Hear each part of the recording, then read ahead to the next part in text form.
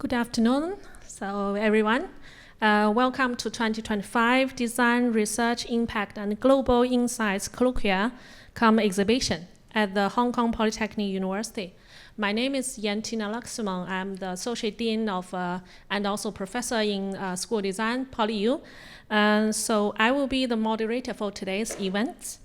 We are very delighted to have you join us in PolyU and also online for this whole afternoon, very insightful presentation and discussion.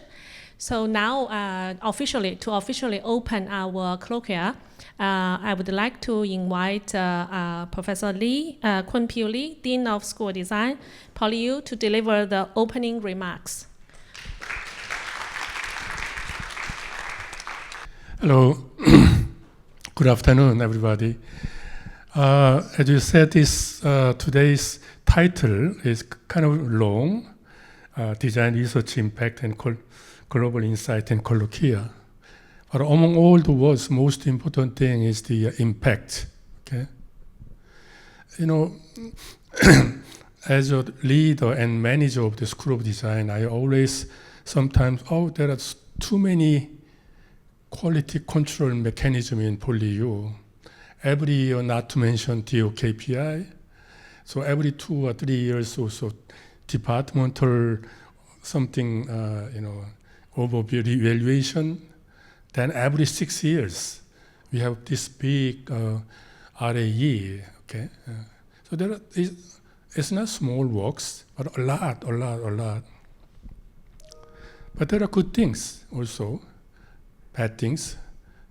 Sometimes I wouldn't say it's bad things, but very difficult things is that those different quality control mechanisms, sometimes they're not well aligned with DO KPI. Every year they just, review the numbers. How many papers, how many something, how much grant do you have, and all those things, okay? But for RAE, every 6 years, we need impact, okay? Impact. I don't care how many you have, impact, okay? Sometimes it's very difficult, okay? So every 6 years, here comes again.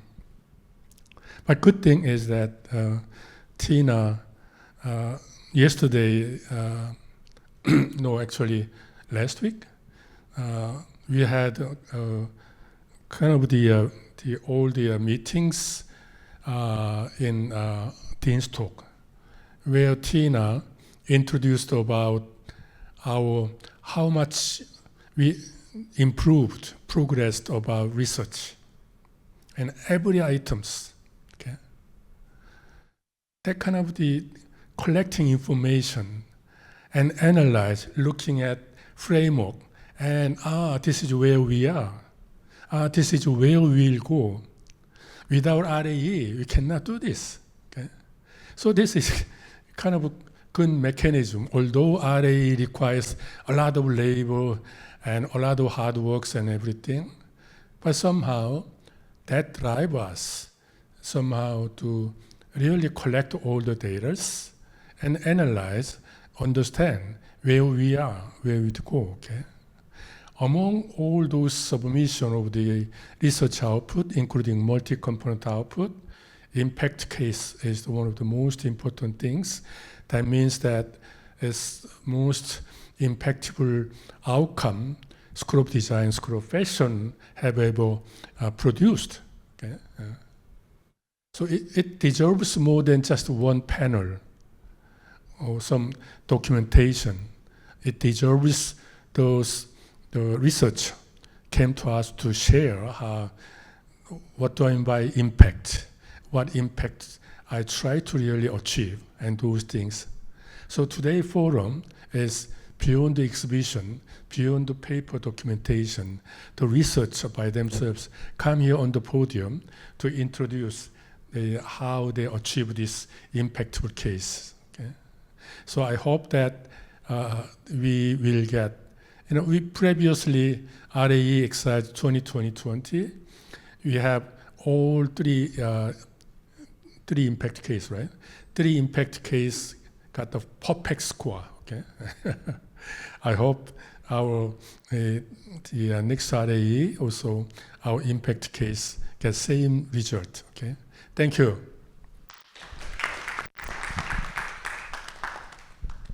Thank you, Professor Lee. So, as Professor Lee mentioned, so these are our several impact cases for the Aria exercise that's for the last few years works. So, now we move to our first keynote presentation. Please welcome Professor Peter Hasdell from School of Design, PolyU. Professor Hasdell will be sharing on Insitu Project 2015 to 2025, enabling impactful research. Professor Hasdell, please. Thank you very much for the opportunity. I really appreciate this chance to talk about the work I've been doing. Well, as I will talk about, it's not just myself, it is collaborative work, expands to cover many, many people,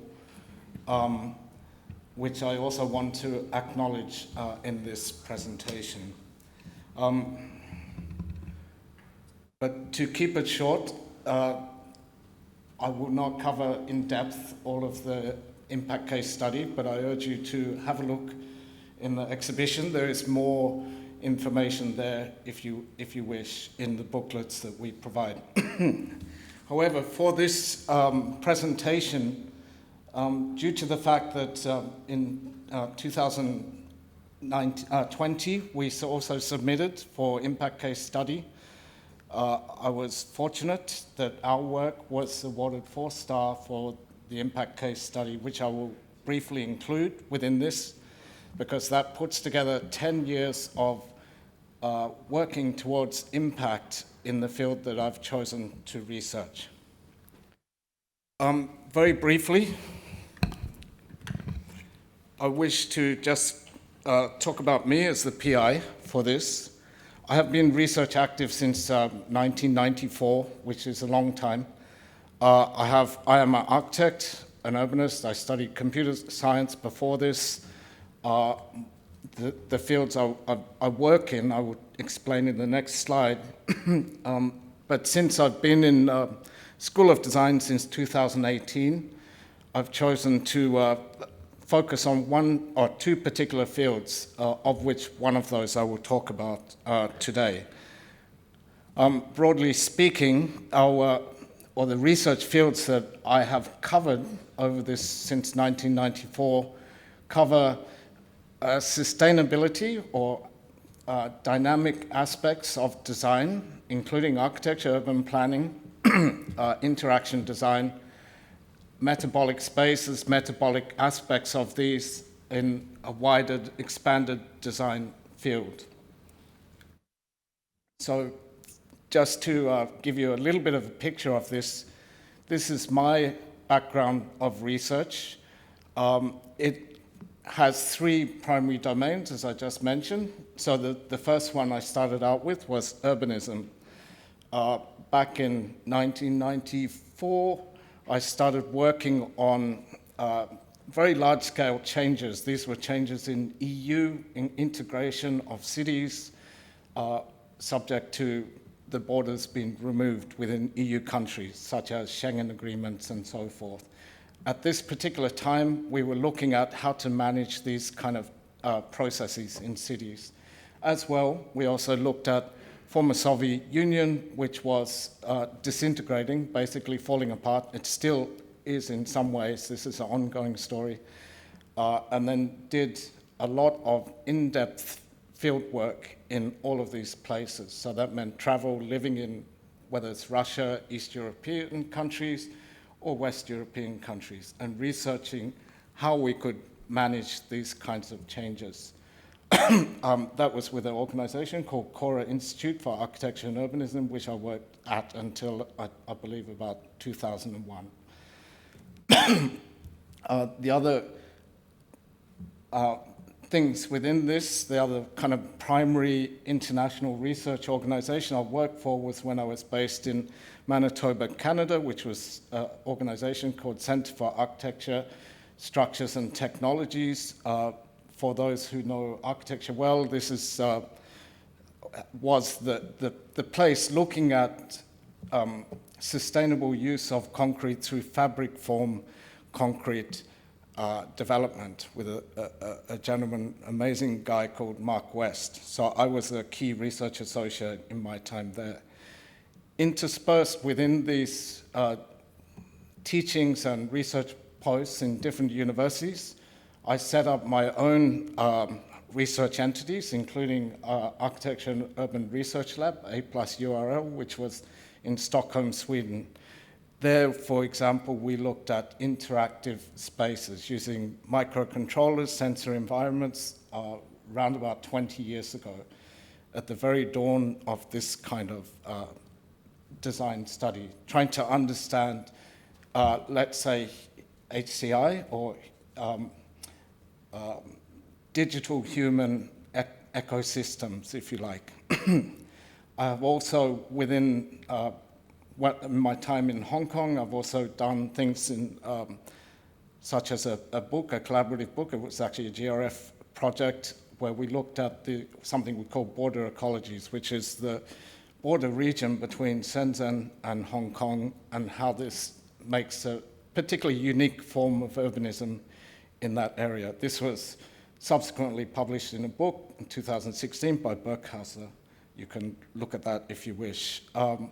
As well, with my colleague Gerhard, we set up in 2018 something called GBAX, which is an urban collaboration with the Department of Urbanism in TU Delft, where we've been looking at a sort of expanded field in the GBA itself. So we've run this over several iterations, which is combined with postgraduate teaching.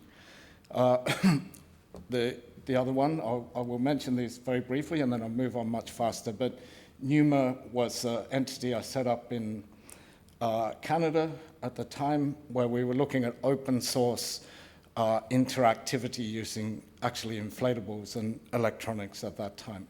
But the one I want to focus on today is called Insitu Project. This is about, if you like, community-oriented architecture in China and more recently in Iraq, where we also look at sustainability or ecosystem design and implementation in several communities in these places. So this is going to be the main focus of today. But I'll just put this slide in because the diversity of research outcomes is not just singular things. And this is something I think very, very important for impact, which I'll come to at the end of this presentation.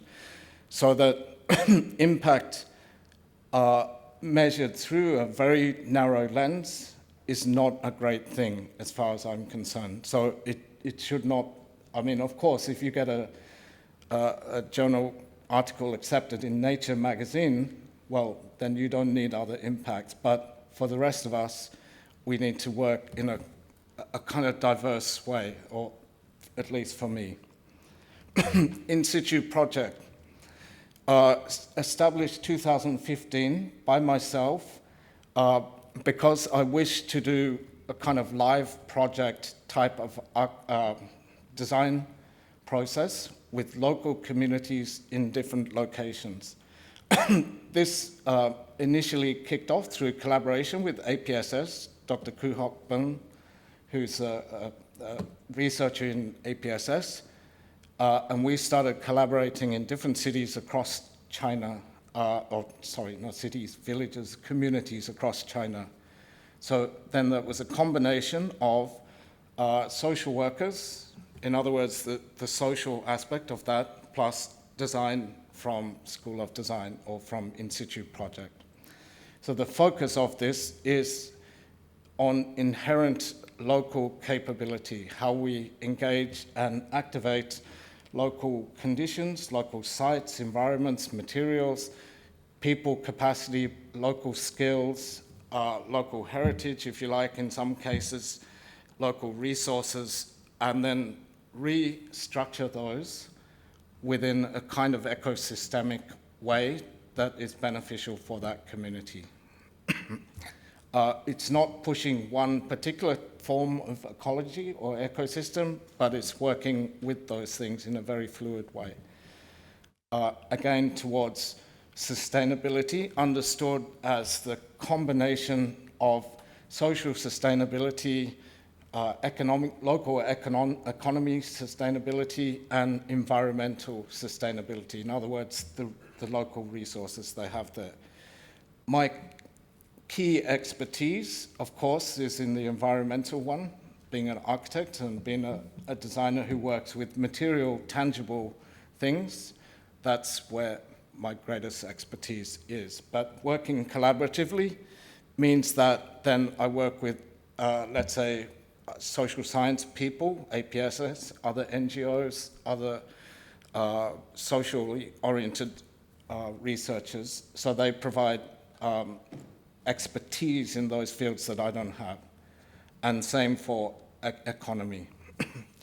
So this is the framework, roughly speaking, that we've had for 10 years now, working within this. So within this, there is certain kind of feedback loop. So if you understand that community and environment overlapping can generate particular kinds of outcomes that lead to what you might term socio-material assemblages, which is a Latourian concept. This is where we see the Insitu Project had a role to play in the manifestation of both hardware and software approaches that can contribute positively to those communities. I won't go into any more detail on that, but just to outline very roughly. So clearly this work can be positioned in a sort of research field sense within social design. So social design is fairly new. It has a lot of contestations, if you like, and differences of opinion, but it is the overlap of the domains of the social and design understood in the broader sense as well. Within my diagram here, not a very good diagram, I'm sorry about this, but you can see my mapping. This is quite old. I've not had time to update this, but there are different aspects of this. For example, in the conventional sense of design, then user as client means there might be a very, very conventional relationship with designer in this capacity. However, my interest is in the large black circle in the bottom, whereby these relationships include the transforming, like any co-design process, stakeholders into active participants within the design process, where we facilitate that or become much more like design agency in a way. So within this construct, there are ways that moments, let's say, or within the process of this, the evolution of this type of approach, where it is possible for the social and the design to generate innovation because they are both not used to working with each other. If you have a village in rural China, they probably have never had interaction with a designer previously. So this is our way, how we can actually innovate something unique for that particular location in that place, and then hopefully steer that in a way that is beneficial for that community. So as I mentioned before, it is a sort of combined hardware and software approach. That means we provide tangible things that change their environment, buildings, facilities, things like that are realized. It's not just a paper design, as well as the software for that. In other words, social enterprise, mutual benefit systems that distribute positive outcomes towards that whole community, such as care for the aging, money for education. Many of these settlements have a lot of aging, they're left behind communities, and there's a lot of leftover kids in these places. So we do this integrated approach to try to facilitate innovation within both the hardware and the software of these. This process is also an evolving one. It's not by no means as simple as having a brief, because the project development has to evolve over time. If you know your co-design or your participatory design methodologies, you understand that this is a cyclical approach. It needs to repeat. There is a number of contestations that happen within this approach. There is also a number of points of potential innovation that occur out of this approach as well. Again, forgive my diagram, it's very crude and it's quite old. I've not updated this for years. But this process we find quite dynamic, and then we're able to, I think, successfully operate within this type of field for quite a long time. Here is an example of that, where you see, this is from Miaoxiao village, where you see a sort of process of this continual negotiation with the village. It's not the whole process, it's just one or two steps of that. Insitu Project significance. This has a number of different points, but ours is, firstly, is research by design. So we want to actually be able to see the outcomes from our research manifested in this kind of design of this ecosystem. We also work towards sustainable development of that community, and as part of this, perhaps circular material economy, how that can actually work for better management of the local resources and capabilities. For Chinese significance, there are something like almost 1 million villages in China. They're not all Taobao villages. In fact, many of those are starting to have problems.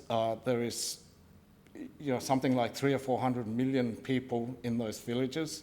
There are a lot of forgotten ones. There are a lot that are not able to manage through whatever government policies, changes in their economic situation, that the working age people have left those villages, and so on. So we don't work with all of them. We're not capable of working with all of them, but we choose carefully the ones we do want to work with. There's also a global significance if you understand sustainability, climate change, et cetera, because the global south is not equipped with technological resources to manage some of these changes. So this is part of a broader remit where we understand that some parts of what we develop may have some use for somebody else in the future. Very quickly go through some of Insitu projects. We have done a number of these, but this just gives you a very, very quick overview of some fragments of some of our projects in the past 10 years. So starting with Miaoxia, which is in Sichuan, on the edge of the Tibetan highlands. There's Beihuanggu, which is a town in Shandong, sorry. The Xinanxi, which is in Guangdong.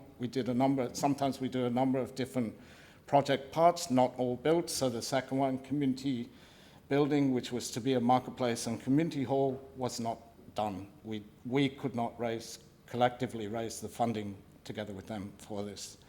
However, other ones, like the Xinanxi Community Kitchen or the Community Square, they were completed. Many of these completed with very low money, very low funding, but a lot of people input and skills. Xinyi Community Guest House, this is linked to Paradise Foundation, which, if you know this, was set up by Alibaba and Tencent as a way to start to have national level preserves, 10 or 7 of them across China. So this is right next door to one that's in Sichuan province.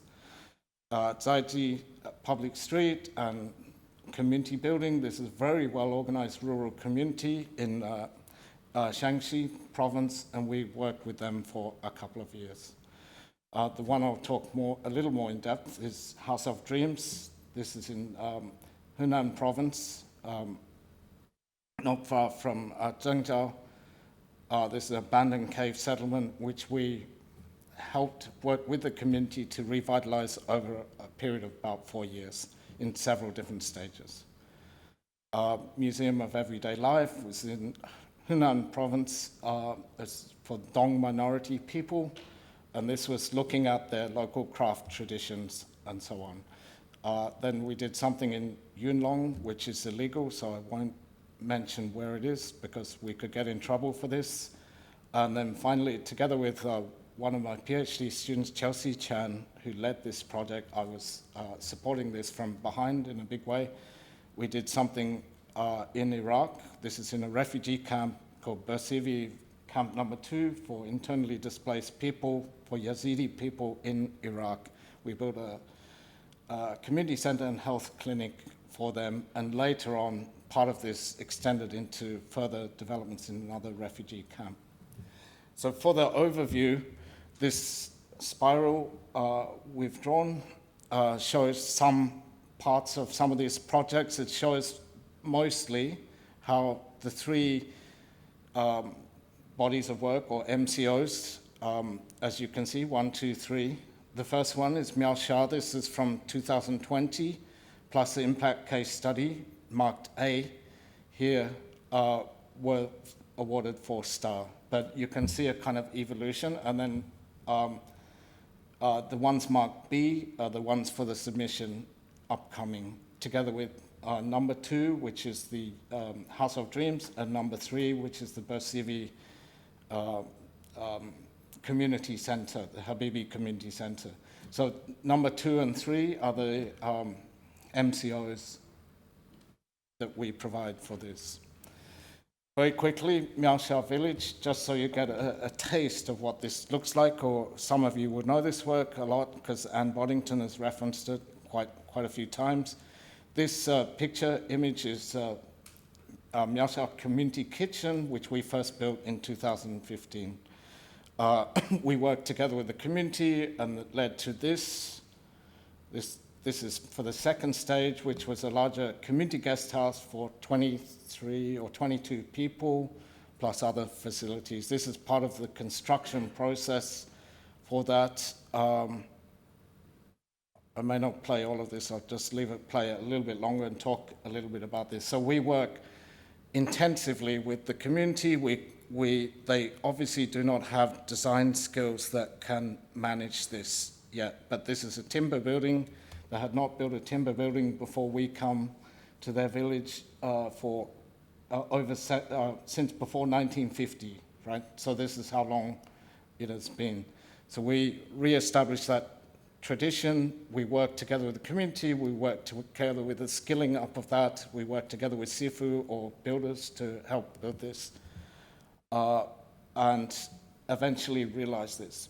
As well, we do fundraising for this with the community or with the social workers to try to. This was funded by Keswick Foundation and Kaduri PCD. This is showing the two parts. So there's more parts to this, but the first part is the triangular building in the front. That's the community kitchen. In the background is the guest house.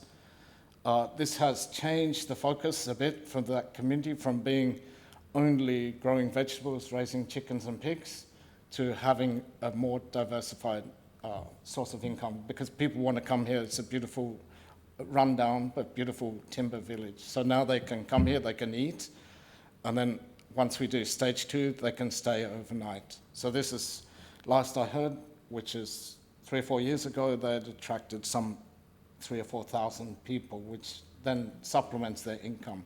From that income, which runs through a social enterprise, they share that out.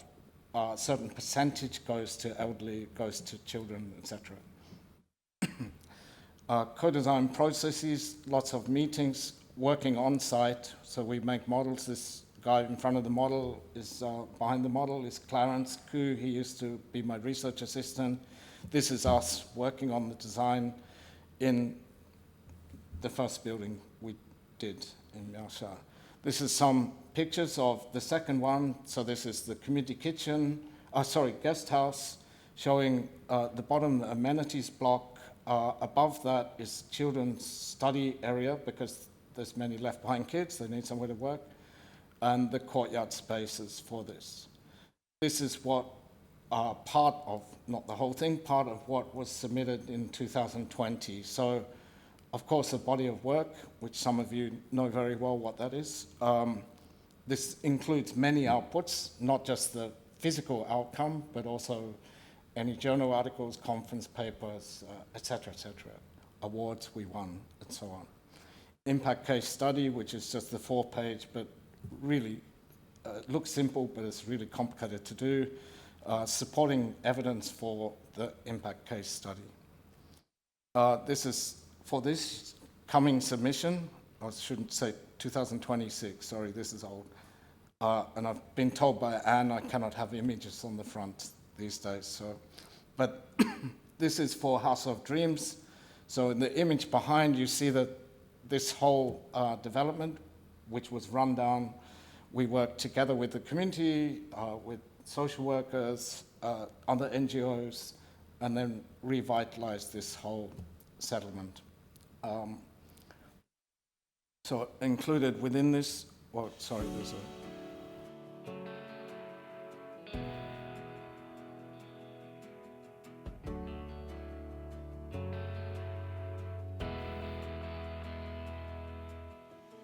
The House of Dreams revitalizes an abandoned cave settlement in Zhoushan Village, Henan Province, China. The project name comes from collective memories and dreams of village elders who once grew up in the caves. The project involved the reconstruction of many caves as guest rooms, meeting rooms, exhibition spaces, as well as the design construction of new amenities, a community kitchen and dining hall, and a craft workshop. 3 large tree-filled courtyards link all the spaces. Together, these are run by the community as a rural training center.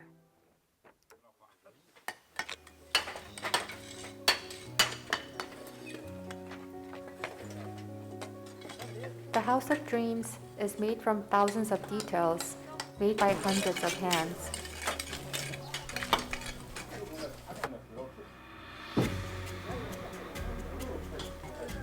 The project used a unique community process involving a large number of elderly villagers as co-creators. With no previous building experience, they used construction waste and household waste to build the project.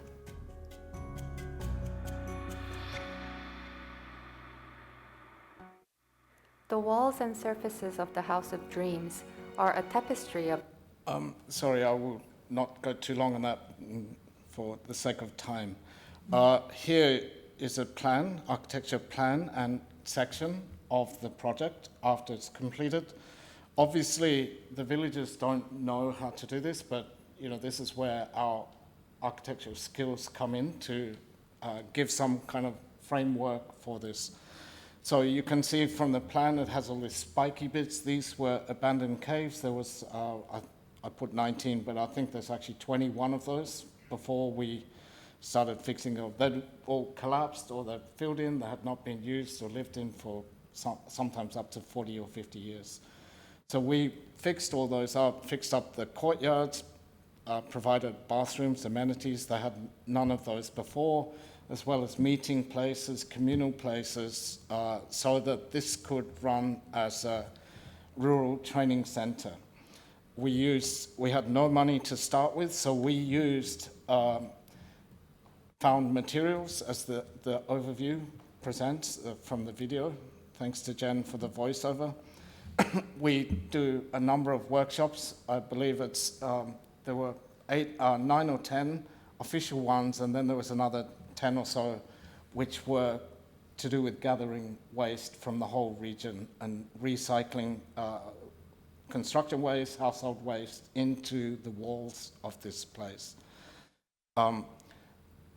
So for example, this group of elderly ladies were part of the core team.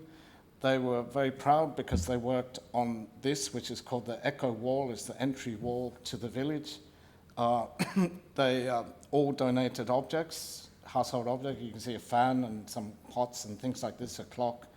So they're embedded within the wall and they tell stories, or they're meaningful for those people. But these ladies, as well as that, also learned how to build as the video presents.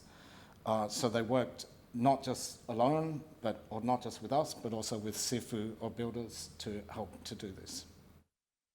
Afterwards, we calculate how much percentage of construction waste did we incorporate within this project, and for a masonry-oriented building, it turned out to be roughly 40%, which is very high for a mason. That means you are reducing carbon content, etc.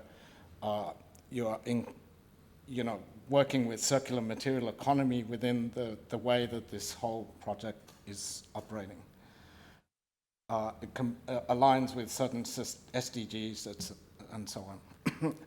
Habibi Community Center, based in Iraq. Now, this is in a refugee camp. There is no context. The community is broken.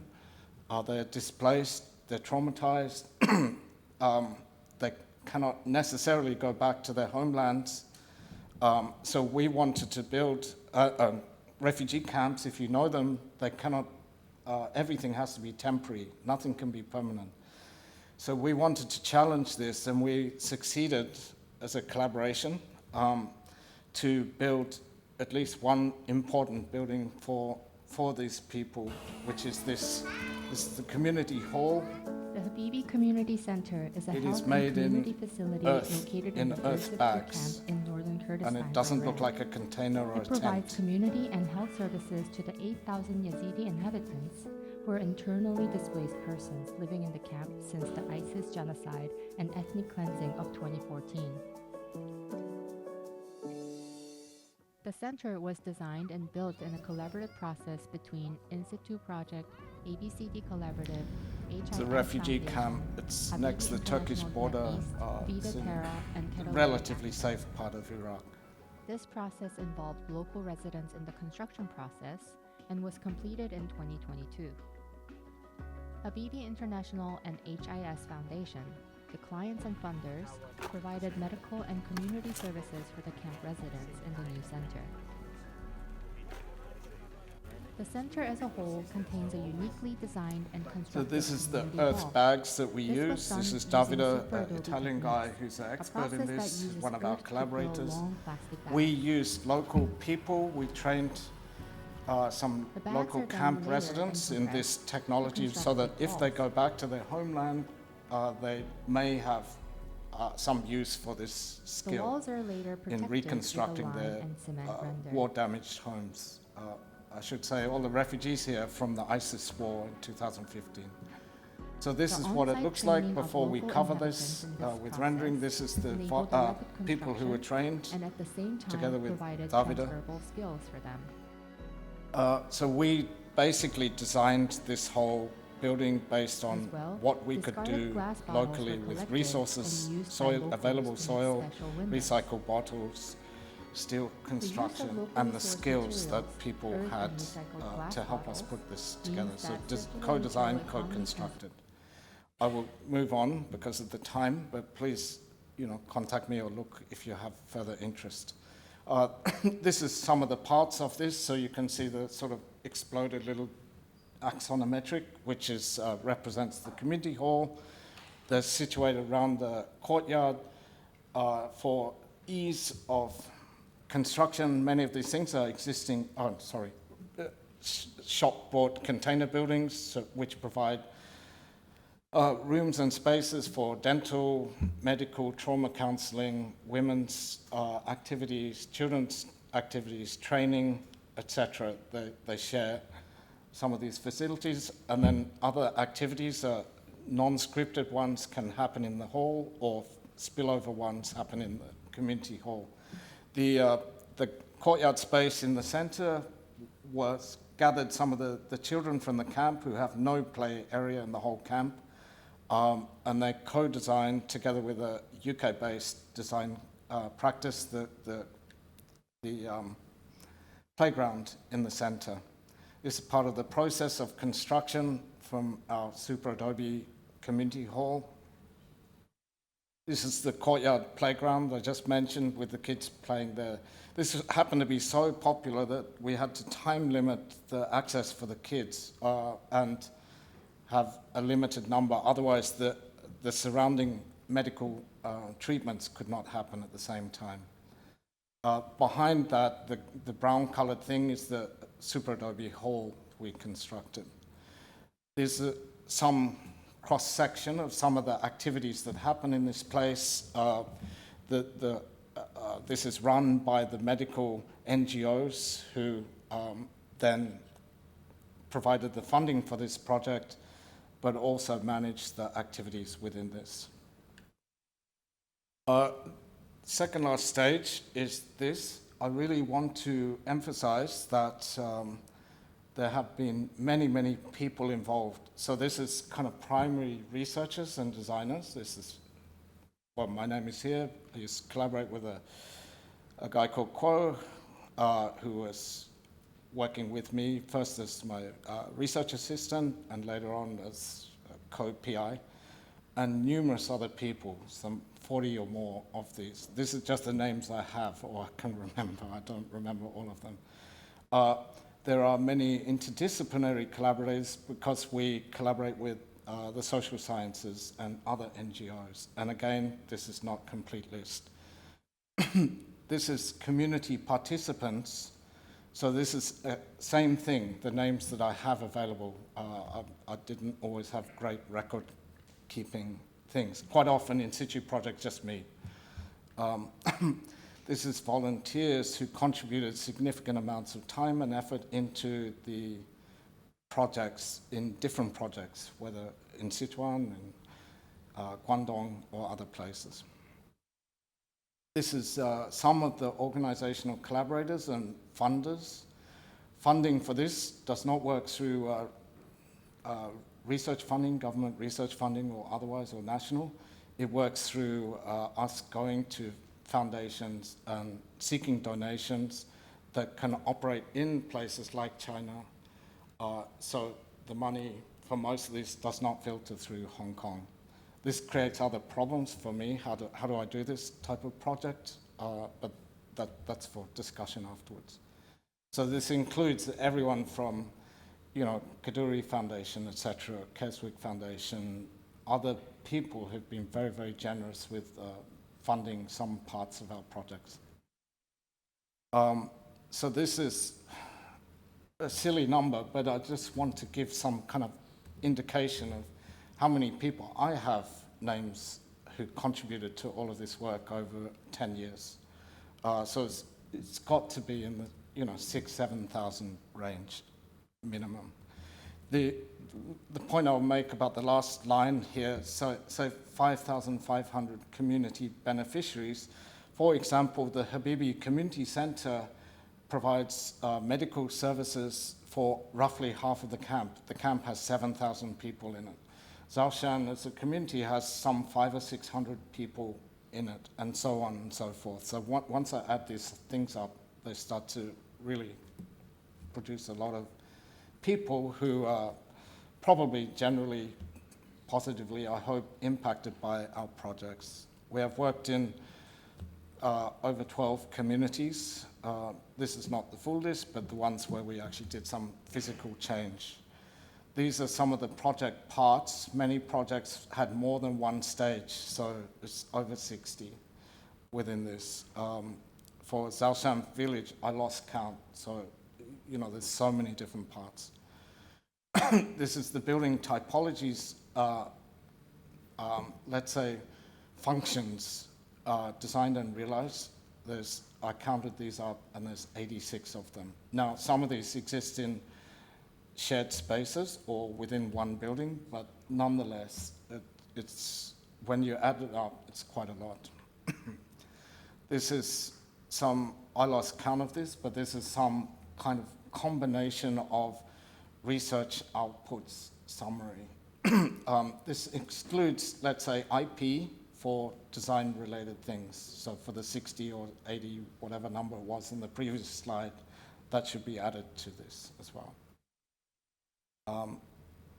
We achieved 17 awards. If you take out the two PolyU ones, one which was a school award, one is just a nomination for the President's Award, we didn't get that. And two other nominations where, we're just shortlisted. Then we achieved quite a number of awards. One of them in particular is very high. rated, which is called Union of International Architects and UN Habitat Award for Sustainable Development Goals for House of Dreams. We won that. It sounds like a kind of boastful thing, but actually, at one time I began to count how many people have seen or accessed our work. And I have some data from this because before I was part of a sort of publication group that would outsource or provide access to our documents if they want to publish something online or in their printed journal and so forth. So once you start to add those things up, plus other symposiums, plus award ceremonies, plus our own website, statistics and so forth, it quite easily adds up. This is contentious, but I never had a lab within SD. A couple of points I want to make. This is my second last slide. A note on impact. This is after Anne Boddington. This was one of the ways, if you've been to her lectures, she will have discussed this, so apologies for her for appropriating this. She has 6 or 8 different criteria for evaluating this. She has the level of impact through the different colored circles on this diagram, and then she marks out this crosses where she thinks that is based on her understanding the impact. So the bottom circle, this was what she did for our Miaosha Village Building Sustainable Community, ICS, in 2020. And this, according to her, gives you a measure of how you can actually figure out ways that you could evaluate this. I'm not saying this is the only way, but it's quite interesting to do that. And then the first, perhaps, comment I want to make about this is that impact is not singular. It is multivalent. In other words, has many different aspects and a kind of diversity that needs to be incorporated.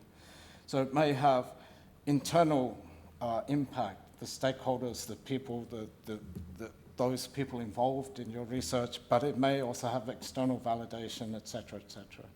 This is from my point of view. I want to add 2 other points about this, is that, and 5 more on the last page. Firstly, if PolyU and School of Design systems are not aligned with this, then it makes problem for researchers to be able to push this kind of different modalities of developing impact. In other words, let's say in appraisal, all faculties have different form of appraisal, but the appraisal generally does not recognize these other forms of impact or how they relate to research until RAE.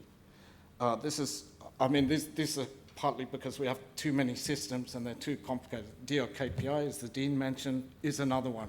This probably is mentioned as impact, but there's not mechanisms that actually foster this. Second observation, which we will see at least with the other 2 School of Design presenters, is that all of these SD ICS projects are probably, I'm not misrepresenting you 2, I hope, but based more on collaborative projects rather than competitive research.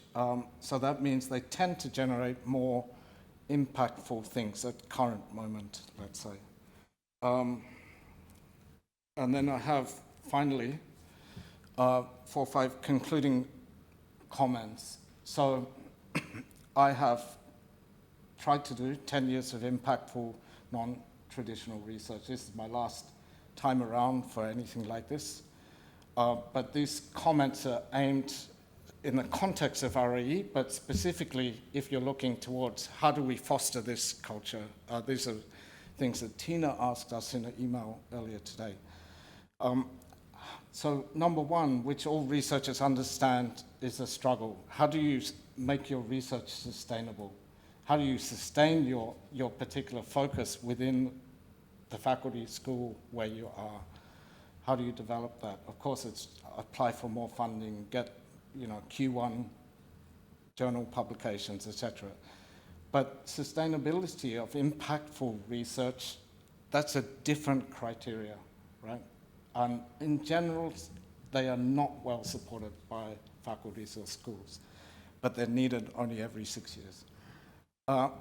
Secondly, research environment. I have asked numerous times, both this team and the former one, for support for a lab, but I didn't get that. So this makes it quite hard to have a continuity of research, and that's all I will say, except that research environment is a factor of RAE evaluation. Thirdly, this kind of non-traditional research requires different, cultural understanding of what research is. And we're all driven by this kind of pressure within PolyU or Hong Kong to produce particular kinds of research. So, you know, I don't know if that's something that PolyU wants to proceed ahead with, but how to foster that is a big open question for me. Non-traditional fundraising for me was complicated. This morning I had a discussion with a colleague, and he said, how do I set up these things? It's really difficult. I said, well, we fundraise in China through foundation, but that foundation won't pay my researcher, so I have to seek other money in Hong Kong to pay the researcher here. So it gets very, very complicated. And then the money, even if we get 5 million for one project, House of Dreams, for example, that's not run through Rio, through finance office, anything like that. So it's not registered as an award. So then if you look at my grant record, according to FO, I have a very low grant record, right? Because even though I've probably, to do this 10 or 12 projects, may have been, I don't know, the equivalent of 15 million or something like this. You know, so how P-Tech and other things like that, sorry, that's not the answer, but I've worked with them, right? They don't foster cross-border things very well, they're restrictive, etc., etc. So, you know, Hong Kong U recently set up a special projects fund, for example, that is totally different. Return on investment for researchers, for faculty, for School of Design or university, these do not always align.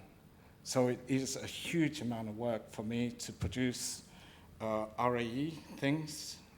Fortunately, I had from DP, I had support for this from, I don't know, one of his special funds that meant I could pay my assistant sitting up there at the back, Jen Lee, and another guy, Leo, to help me. So I thank you. But it is complicated to do. It is not easy. Anyway, thank you. Sorry for going over.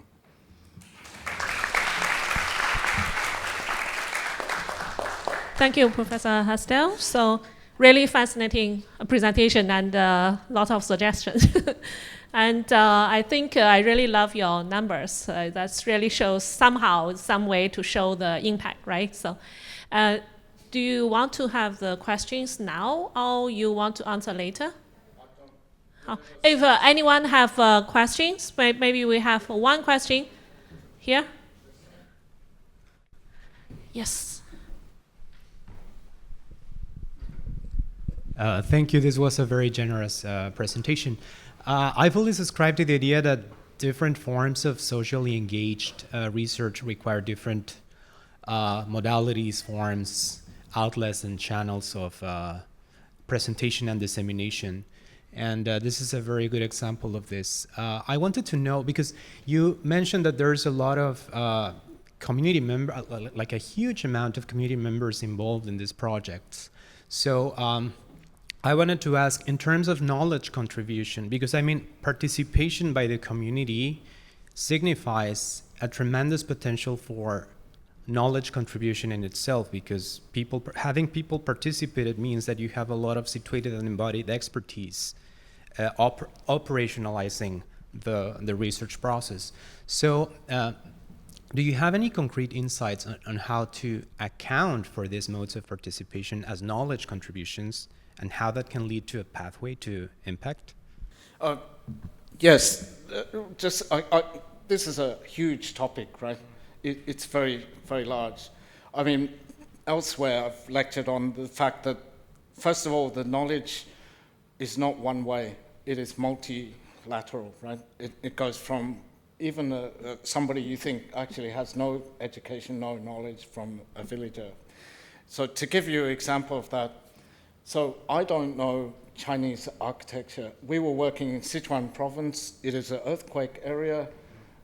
Traditionally, you should not build a timber house in an earthquake area, but some of the buildings in this village are 200 years old. So that meant they've had earthquakes. They haven't fallen down. They fixed them up. But there's a lot of local knowledge in that. This tree, this way to construct, etc. So my team, we need to actually learn from them how that works, right? So the knowledge transfer, not just us flying in there saying, you should do like this. It is, that's why, I mean, the kind of designer's agency means we have to be a sort of receptacle for certain kinds of knowledge and capacities that they have. So we learn from what skills they have. So this is also something, let's say, that I learned, this is the last example I'll give and then I'll stop. But so for instance, many rural communities have a huge long tradition of being very vocal, very vibrant. You know, if we do a participatory presentation, it sounds like the loudest Hong Kong market because they all say, no, you're an idiot, don't do like this, right? And they shout and scream for 10 minutes or half an hour, and then they sort it out. And it's amazing because actually then you can underestimate that. You think that you come in with your post-it notes or your little models and stuff like that, and then that is a methodology that's fine if you're working in a very limited sense, like a university with, paid researchers. It's not the same if you're working in a real active live situation. So we also have to understand that kind of knowledge production or this experience is embedded, is really part of that community. But there would be more we could do, could have done, but we would have had to we're a very thin team, right? So we're trying to manage this on myself plus one or two other researchers for each project. Thank you, Professor Hasdell. So really a nice presentation. If you have more questions, please maybe keep to the panel discussion because the time is running out. So our next speaker is Professor Kit YICK from School of Fashion and Textiles, PolyU. Professor YICK will present on data-driven testing for sports bra design, integrating dynamic movements and biomechanical insights. Together with Gabby Shi, yes. Please welcome Professor YICK. Yes.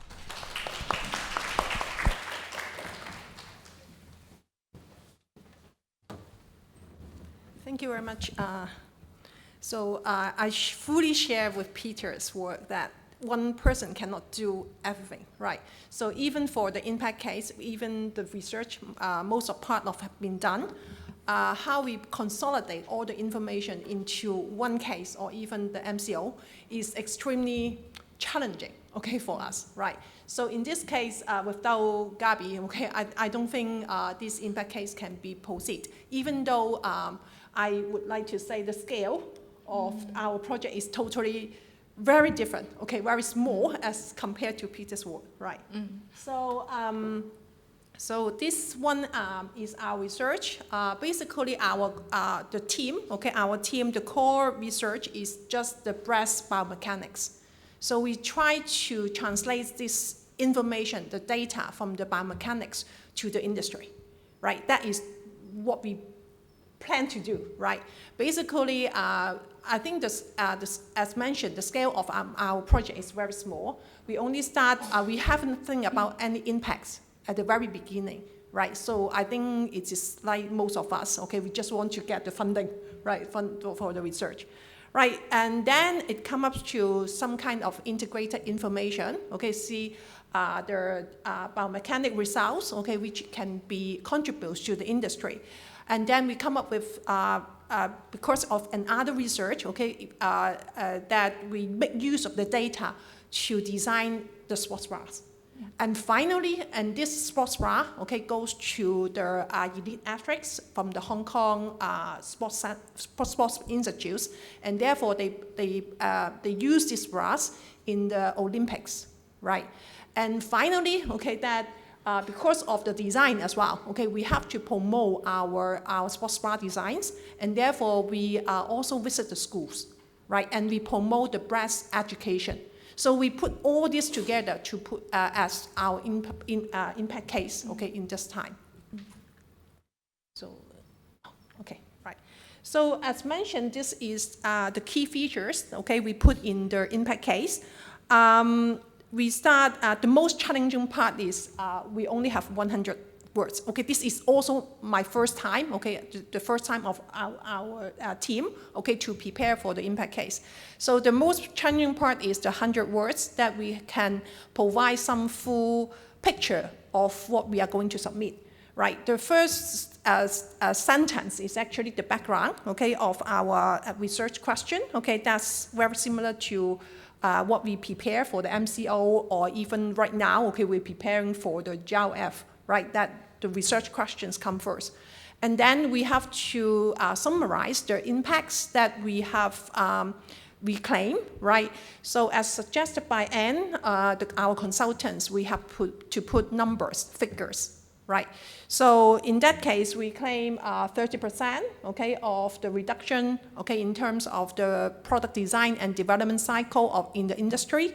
We also claim that a company, a startup company, okay, based on the licensed technology, okay, they are able to invest, to consolidate, secure investment for 2 million, right?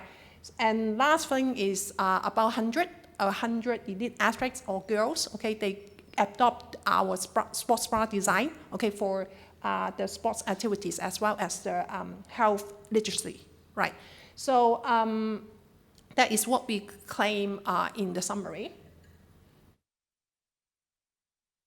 So about the underpinning research, okay, in these sessions, we have to prepare the details of our research contents. Okay, the question is what are the research, okay, we focus, okay, in this impact case, right? As mentioned, it mainly includes 3 major elements. The first one is the soft mannequin, okay, the system. The soft mannequin system is because the sports bra design, okay, in our School of Fashion, we have a program, okay, which is about the active wear design. And in our subjects, we have to teach the students, okay, how to do the bra design.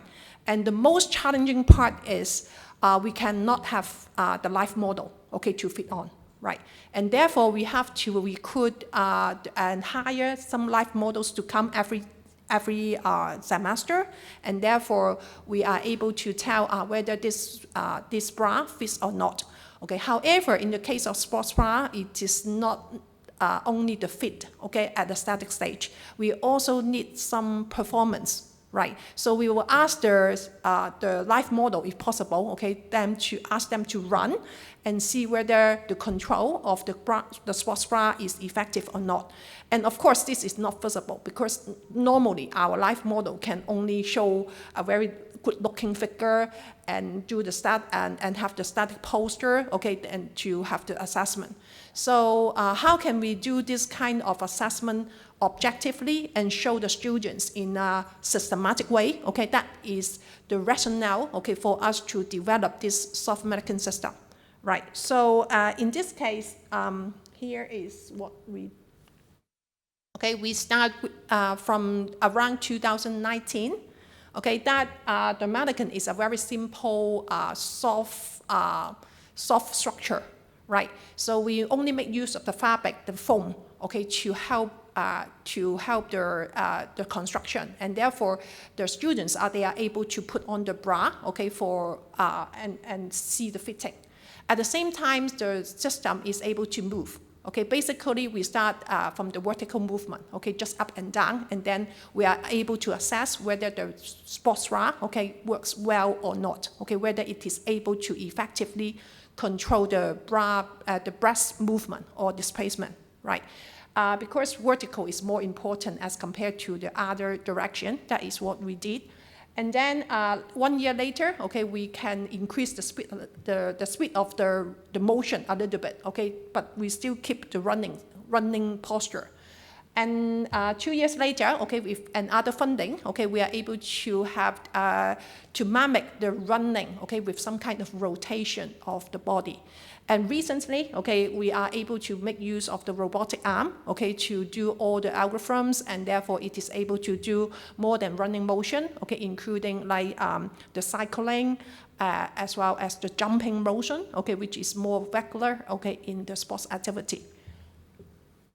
So yes, we also participate, okay, as required by the funding source, okay, we participate in the Geneva invention, the patent, etc. So even at this stage, we have no idea, okay, about the impact. Okay, we just want to help our students to do a better presentation.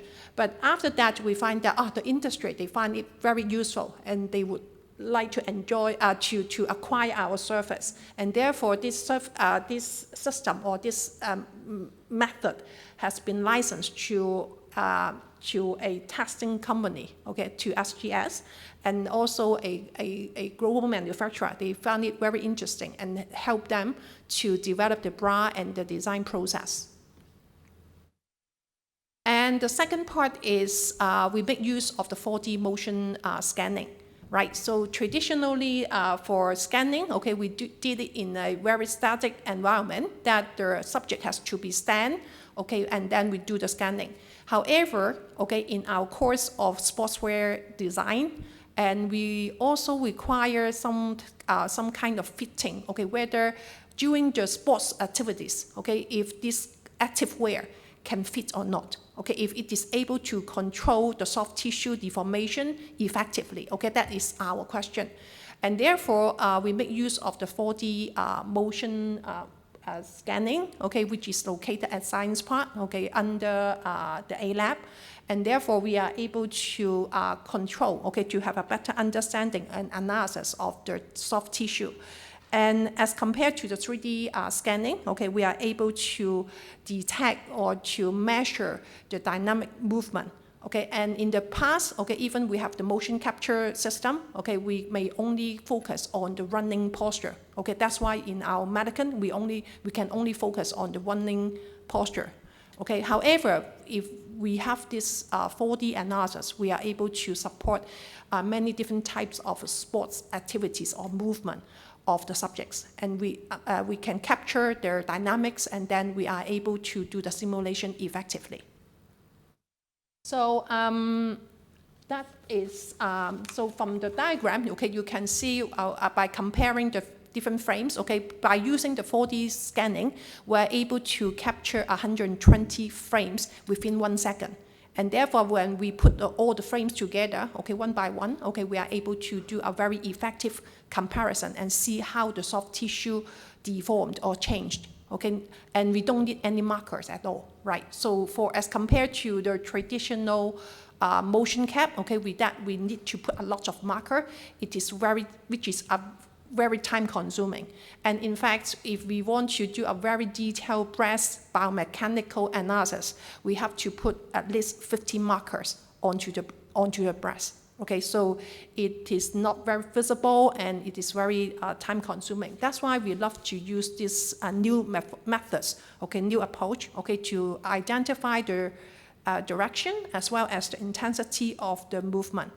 And most importantly, okay, we can move beyond of the traditional treadmill running, right? So, and based on the informations, we are also we are able to develop new material, okay, just like you can see from that, okay, which is the orthotic structure, because we find that, okay, using the orthotic structure, it is able to improve the cushioning, and we can have a multi-planar support, okay, to the breast movement, right? and then it can also improve the fit. Okay, based on the information, we are able to develop different types of bras, okay, as what we say here, okay, which is the sports-specific design. So we can have designs, okay, for cycling, okay, we can have designs for badminton playing, etc.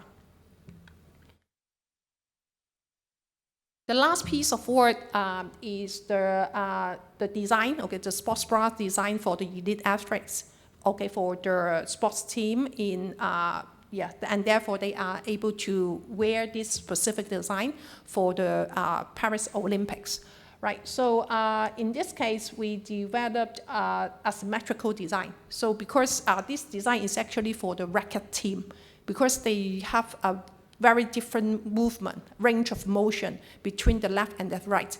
And therefore, in our design, we have the left-hand player bra, okay, and the right-hand player, okay, which are totally different, okay, in terms of the stretchability, in terms of the dimension and the material we use. And we also test the result, okay, of course, as we have the biomechanical analysis, okay, we are able to prove, okay, by using our bra, the power can be improved, and therefore they are willing to put those on, okay, during the competition or even the training. Another design, okay, is for the adolescents, right? So this is also a very special structure, okay, by using knitting, right? By using the technique, okay, which is a seamless knitted bra, and its structures is stretchable. At the same time, it provides very good cushioning, okay, at the breast area, and therefore it is able to support the growing, the development of the breast, okay, for the adolescent girls. And through this project, we also promote the bras, okay, to the education, okay, to the secondary school, and therefore they are. We also put this as a health literacy, okay, in our claim. Right. So the last part of the impact case, okay, is the impact. Okay, for this part, we have a major hesitation, okay, what we can claim, right? So because it's as mentioned, it is our first time, right? We only know, okay, we may be able to claim for the industry part, okay, like what we have mentioned, okay, their sustainability, reduce the time they spend in their development cycle or the design cycle. That's it, and then. And that's why we think we are not a very good case indeed. Okay, so as compared to the potential cases shared by Anne at last year. Okay, late last year, right? So, and then after that, Anne dig out more. Okay, in more details. For example, she mentioned that okay. For the elite athletes, maybe it is a very good case, okay, and impacts, and therefore they are able to have the empowerment, okay, their performance, the sports performance. So at the same time, we also need to consolidate evidence, right? So when we claim for this is also the most challenging part, okay, of when we prepare for the impact case. Right, including the industry. Okay, for industry, when we prepare for the evidence, we have to, at the very beginning, okay, we thought this is only letter, okay, a statement saying that, okay, your project is something, okay, have impacts to our company. That's it. Okay, that is what the draft we prepare and ask the company director to sign. And then Anne said, no, okay, this is not the case, and therefore we have to conduct interviews. And in this part, we also conduct interviews with the elite athletes. Okay, apart from the evidence from the experiments, we also ask the subjective comments. Okay, from the elite athletes. Okay, whether our designs can improve and their performance or their confidence. Okay, etc. So this is the last claim, okay, is also consolidated, okay, with the help of our consultant. It is the health literacy, right? So because of the young girls, okay, because of in Hong Kong, the health center, they do not have any informations or support to the adolescents in terms of their breast growth. Right. In the health center, the school children may check their eyesight, may check their body development, okay, but not the breast development, right? And therefore, it results in a lot of hesitations. When we visit the school and talk to the school children, they have a lot of hesitations. What kind of bra they have to take to wear, right? In sports conditions, in daily activities, what kind of choices they could have, and how can they do the measurement? Okay, we also talk to a lot of school teachers about this kind of information. It seems that teachers, parents, most of the parents, they do not know, okay, and therefore they just share what they know, okay, from the internet information, okay, and with their children. But in fact, there should be some criteria or measurements, okay, we have to take into consideration, right? So I will pass the time to Gabi, and therefore she is able to share more information for the impact part. Okay, next I'm going to share some impact for this part, because Professor Yu just introduced the nature of our research and what's the impact part, some evidence. But I want to say, actually, at the very beginning, when I start to work with Professor Yi to prepare this impact case, at that time, I think I was a postdoc, and then moved to now, it's kind of, now to RAP, is around 2 years we complete this impact case so far. So now I just want to share some tips or some skills what I have learned during this exercise. So for impact case, we all know if we start to work on this, it's limited in 4 pages. But in this 4 pages, we need to include the 3 key parts: the summary of the impact, and the underpinning research just we introduced is kind of include like more than 3 GRF or ITF projects and the details of the impact. So due to the word limitation, we can see around 45% of the contents we need to focus on to describe the details of our research activities. And the rest part, around 55% of the words, will need to describe these details of the impact. So according to these 4 pages of impact case, and our advisor or RE panel reviewer, they will evaluate our impact case from 2 dimensions. The first dimension is the reach of the impact. That's why I was really impressed by Professor Peter. Your number showed in some slides. Yeah, that's really, I want to say, from this exercise, the impact case, the impact really needs time. It really needs time. It not happen just in one night or short period of time. And so the first dimension they would to evaluate, focus is the reach of the impact, like amount of the people, how many people engage in these activities, and like how many students, like Professor Yi just mentioned, like how many teenagers or how the female athletes joined, engage in our design products and this research activities. So this is the first dimension. And the second dimension is the depth of the impact. That's how we use some words is so important. If in the impact case, we just mentioned like, for example, 100 female students, teenagers join our workshop, or like around 40 female athletes, they tried our design. That means kind of represent the depth of our impact. It just this little. But if we can use some words, I don't mean words, I mean the evidence with real scientific data to support this evidence, like 20 students join this workshop, and they really realize they need to start to use the specific sports bra during the badminton competition that can help them to protect their body shape, especially during this transition age. That can dramatically help us to increase the depth of the impact.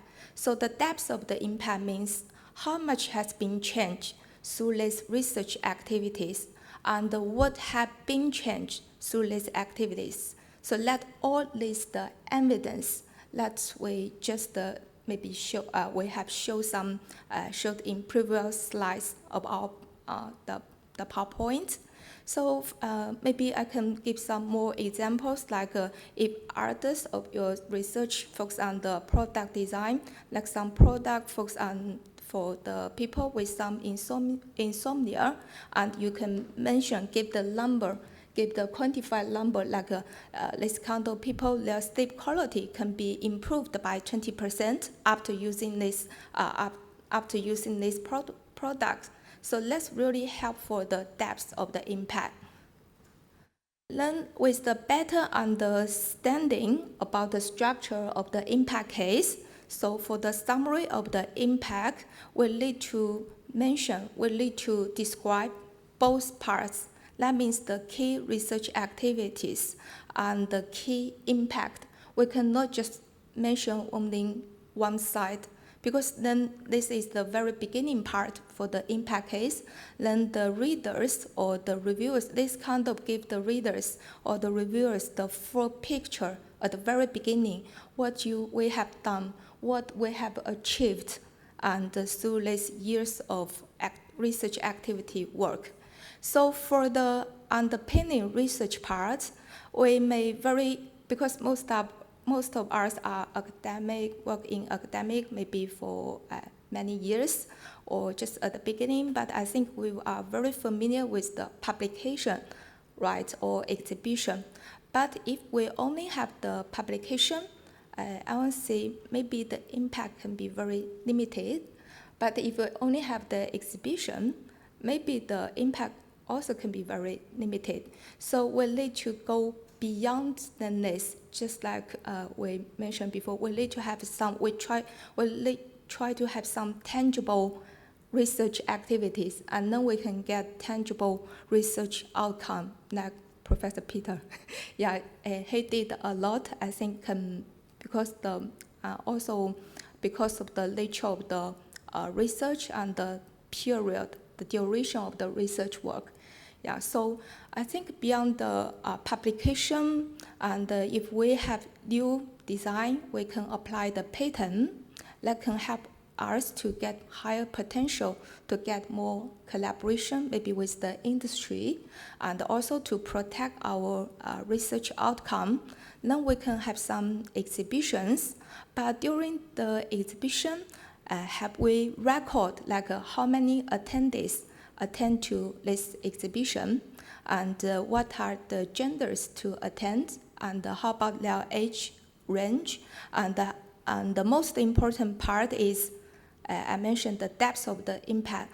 Have there something been changed after this exhibition, and if this exhibition has some education purpose, and how could you get this evidence? If they did have some change, just like some people, they watch the movie, they may change their direction, they have their new dream, but how can you get this evidence? This is quite important part, and we maybe for the future part, we also need to think and work, have more effort to put on this part. And also, so through the exhibition, they can help us to get higher opportunity to get more collaboration, like the contract research, and also we can hold a workshop to get some education purpose. Later I can elaborate more, and then we can have the agreement license, for our case, we have the agreement license with the startup company. They adopt our technology and our system, then they can start the new business model. So that's the very significant impact for our research according to our research activity. And also the MCO can be the reference to support your underpinning research in the impact case part. The MCO can be more than one MCO. So that means, again, it's not generate the impact. cannot generate from just one project. It can be generated from a lot. So let's previous, I agree with Professor Peter. He mentioned how can keep our research to be sustainable and really have the sustainable research, then we can have more long-term impact, not just short period, the short-term impact to different perspectives. So for this part, how we can transit our underpinning research to the impact on the different perspectives, like the industry, environment, society, community, economy, and the healthy education, and so on. But I want to say it's very hard for it's very hard for our research activity can cover all these perspectives of the impact. But for our case, our research activity focuses on the impact of industry, healthy, and education. So I think for the impact on different perspectives, it really depends on the nature of your research, how you can reach to different target group and to different maybe industry or community. And I think so for here, most of us may be more familiar with the underpinning research, research activities. But when I start to prepare the impact case, I was thinking, what are the details of the impact and how I can get, what kind of evidence I can get to prove this is the details of the impact and how we can effectively to present these details. So maybe here is some examples for the details of the impact part. Like for example, I think even Professor Yi mentioned it's not very good part for our industry impact, but I think it's very good start. It's a very good start point. Like by the innovative of our technology, we got the gold medal in Geneva exhibition, and also our the soft mannequin system really solve the problem, the practical problem, can help the industry they can use and then to evaluate the sports bra, the performance. So this is a very good start point to kick off the impact, I feel, from my own preparation this stage. Yeah, so that's why some the international very big company in Hong Kong, but it's also an international company. They signed the agreement license, and with us, we can have the contract research with them. Then that's the very good start of the beginning. Then through them, they have very large market for the US, and they also bring our collaborated research outcome go to the US to present to their customers. And also, so let's kind of details, I'm now talking about details of the evidence. That's by adopting our system, by adopting our technology, we can start some collaboration, and they can upgrade their fabrication design progress in this way. And they're also willing to share with us. So I think it's very important to build relationship between you and your collaborators, maybe the collaborators from some university, industry, even some NGO departments in this. And then also by adopting our technology, a startup company, they can start a new model. Because for this startup company in Science Park, before they mainly focus on the shoes testing. But as we all know, now in sports, in the activewear industry, the female market is very large, it's increasing. So they want to also share some a market benefit, market benefits, so they want to start. But they're all the the founders, they're all males. They don't know what is. They don't have many substantial concept like ours, have better understanding how important of this specific sports bra. So by adopting our system and the technology, they can start this new business model and they get more chance, not just from like a intimate company from Hong Kong, and also the headquarters of the Lucky from Beaverton, Oregon. They get like a email invitation, and they want to start some testing service for them, and also the companies from Sri Lanka. So let's kind of not the local recognition, also the international recognition for our research work. So let's see the evidence of the details for the impact for our research work.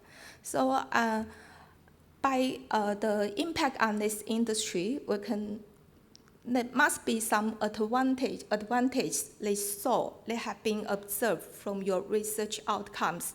Like Professor, you just mentioned, by utilizing our soft mannequin testing system, they can short like 30% of their design progress.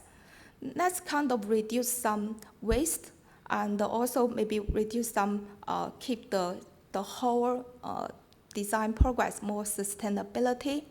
And we also had some like a collaboration with the Hong Kong Sports Institute. During the project completion, the presentation, actually for our project, I think we did very well. But during the presentation, one gentleman asked me one question, like why did the female athletes lead this specific sports bra? Because without sports bra, they can have more freedom of the motion. Because they don't know, we did experiment before, because they don't know, without the protection of the sports-specific sports bra, the female athlete, they can get some injury, especially during the high intensity of the badminton, the competition. So that's kind of that's why during this research activities, we had a workshop, we had the exhibition. That's why we had the education purpose. So that's the example of evidence for the impact details. So here's some example of the formats of the evidence, what we have done, like testimonial from the student who joined our workshop, who joined our exhibition, and also the interview, the feedbacks. But please be careful if the interview or feedback, the contents they just mentioned, like, oh, I like Professor E's research is fabulous. No, this content told nothing. They should tell what our research really helped them, what really changed.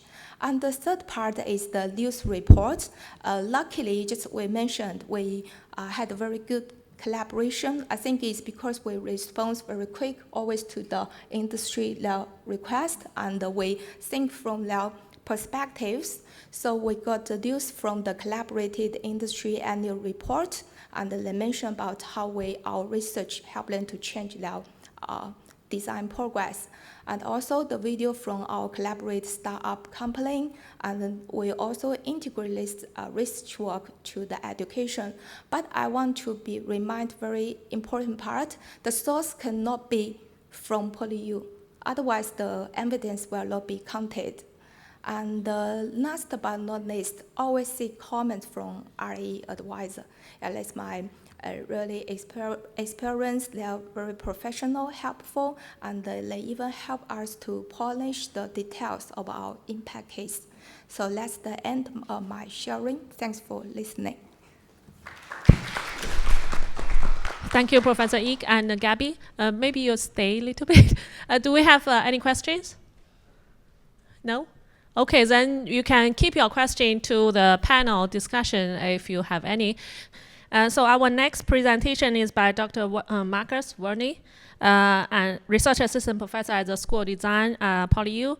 Dr. WERNLI will be sharing the soil trust bringing joy to climate action, together with Kam Fai Chan and Jonathan Yu and Josh Wolper.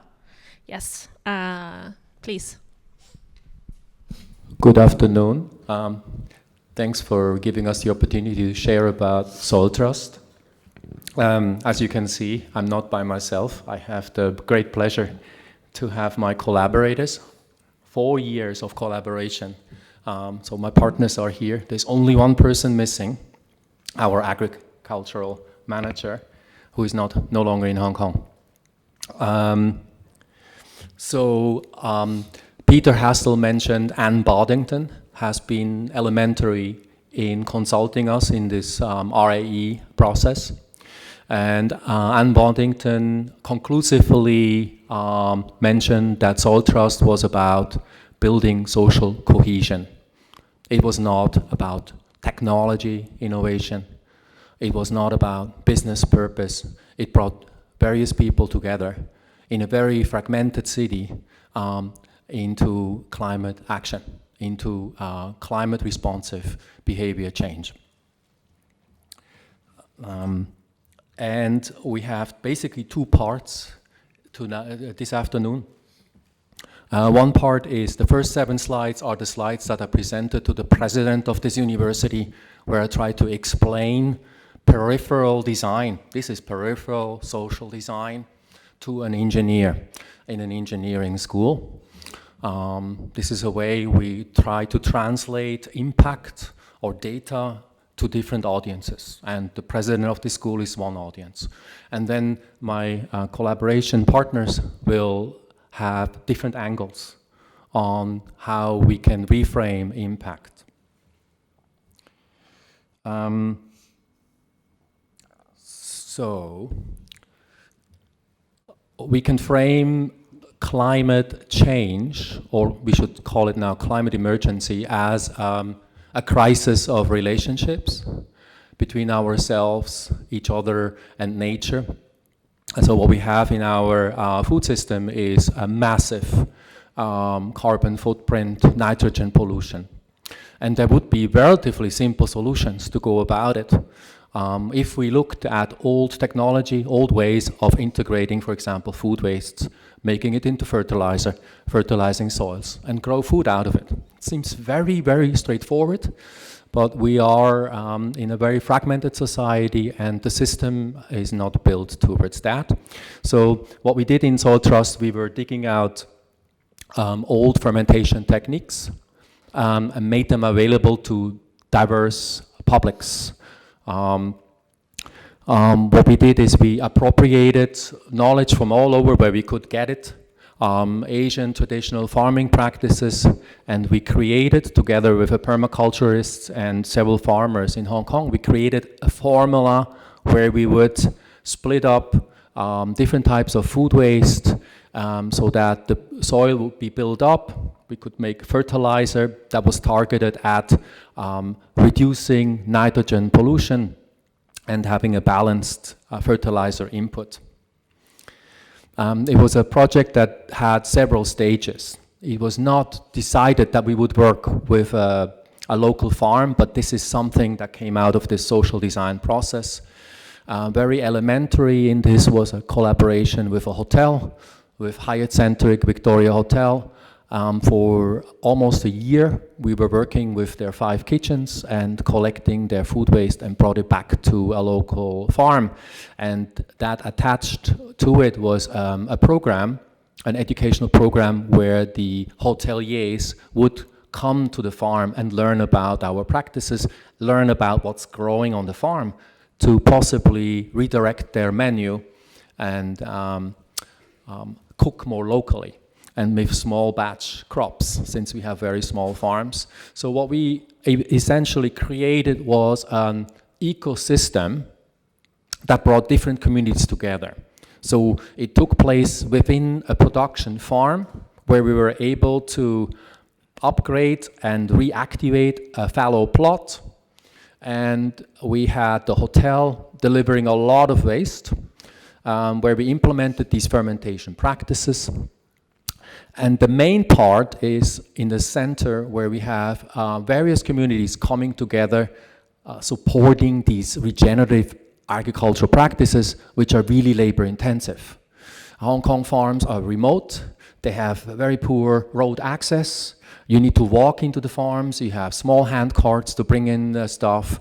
Machinery is very limited. Robots will not really work in Hong Kong farms. It's very difficult to set up high-tech infrastructures. So we did a soft and social powered infrastructure that would enable us to run and upcycle about 5 tons of food waste every month.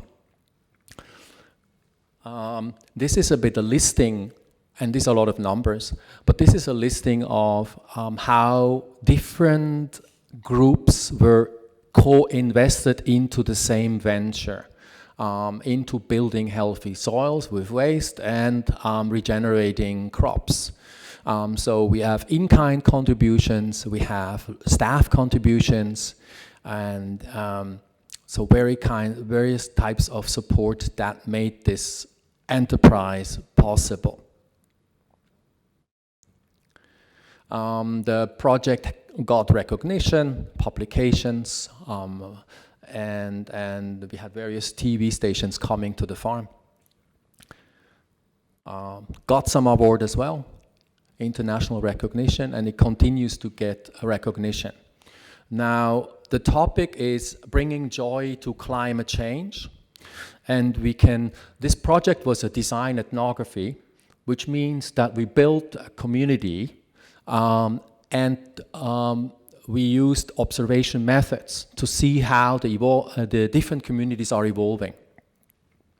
And that touches on the metabolic success of the project, growing new food out of waste.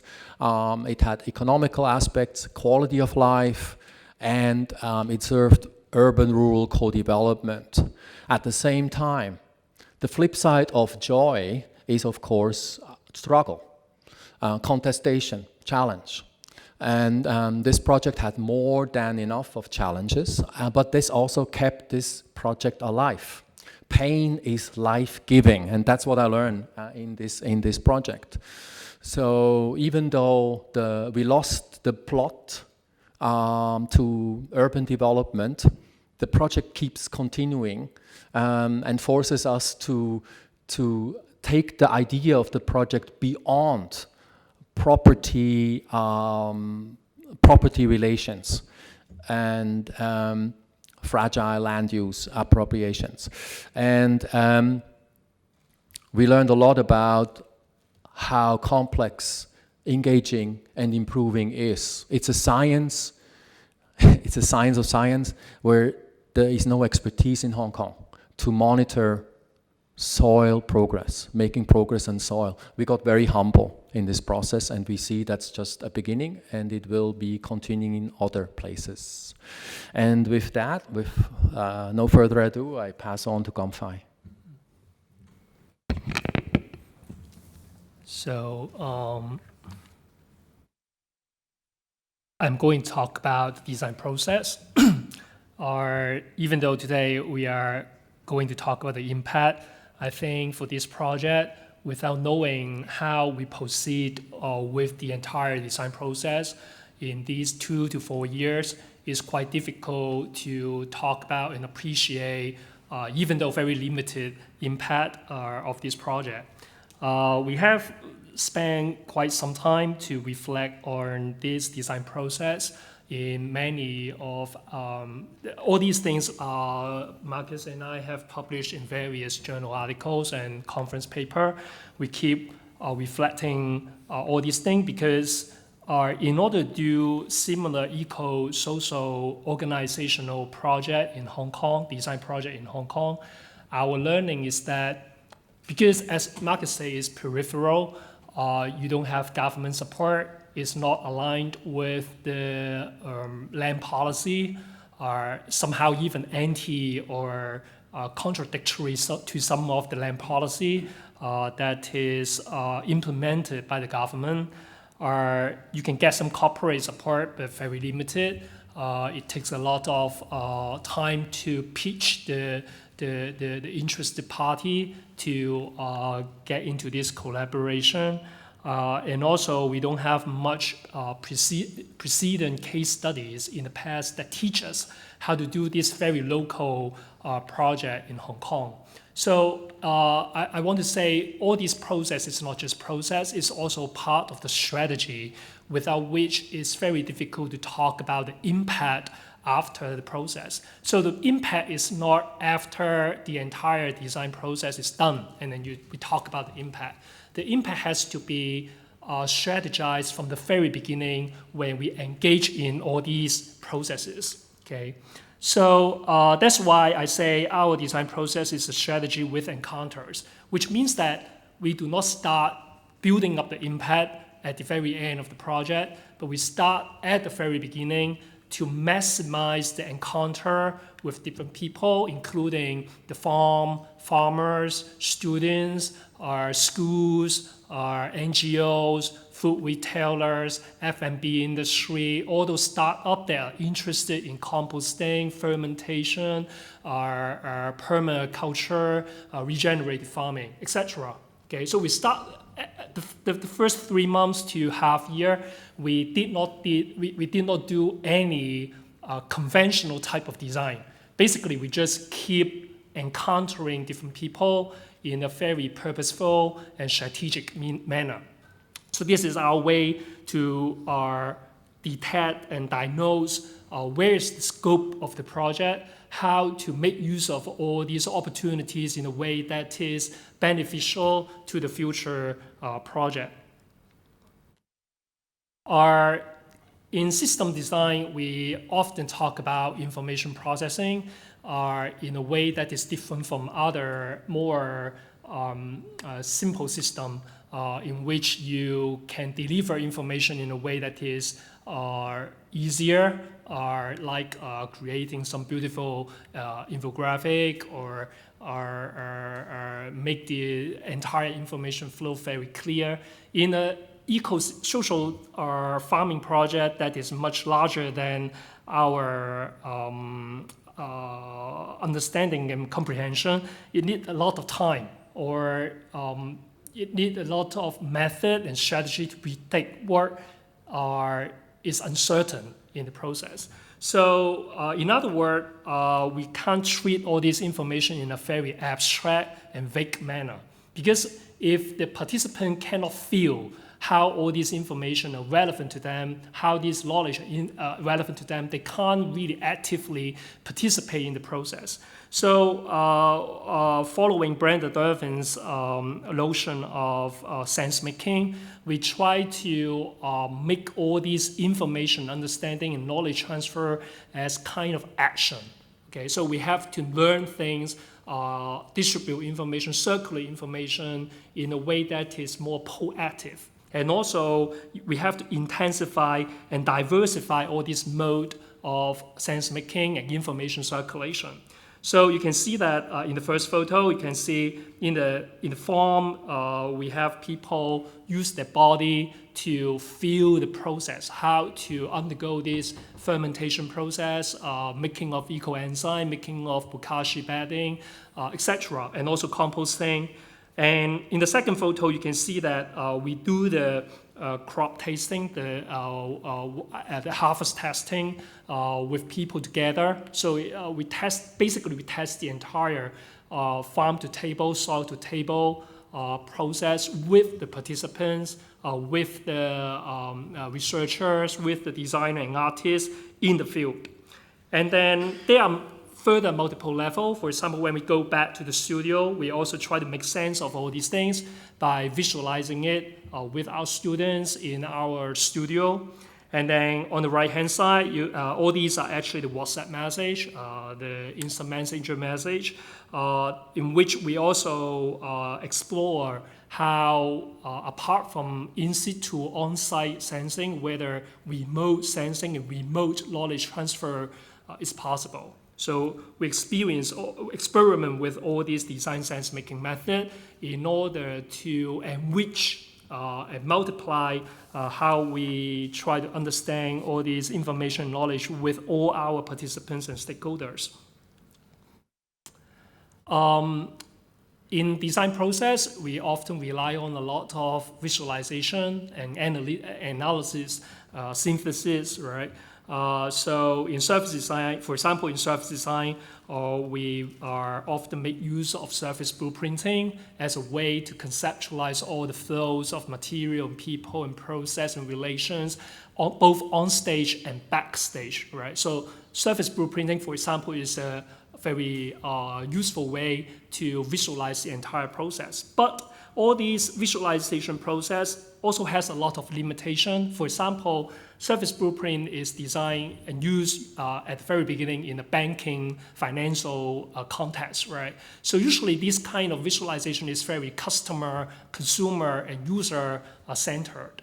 But when it comes to a very ecosystemic project, you have not just the farmer or one type of consumer and user, you have many different types of people. You have also non-living things like soil, like enzyme, like compost.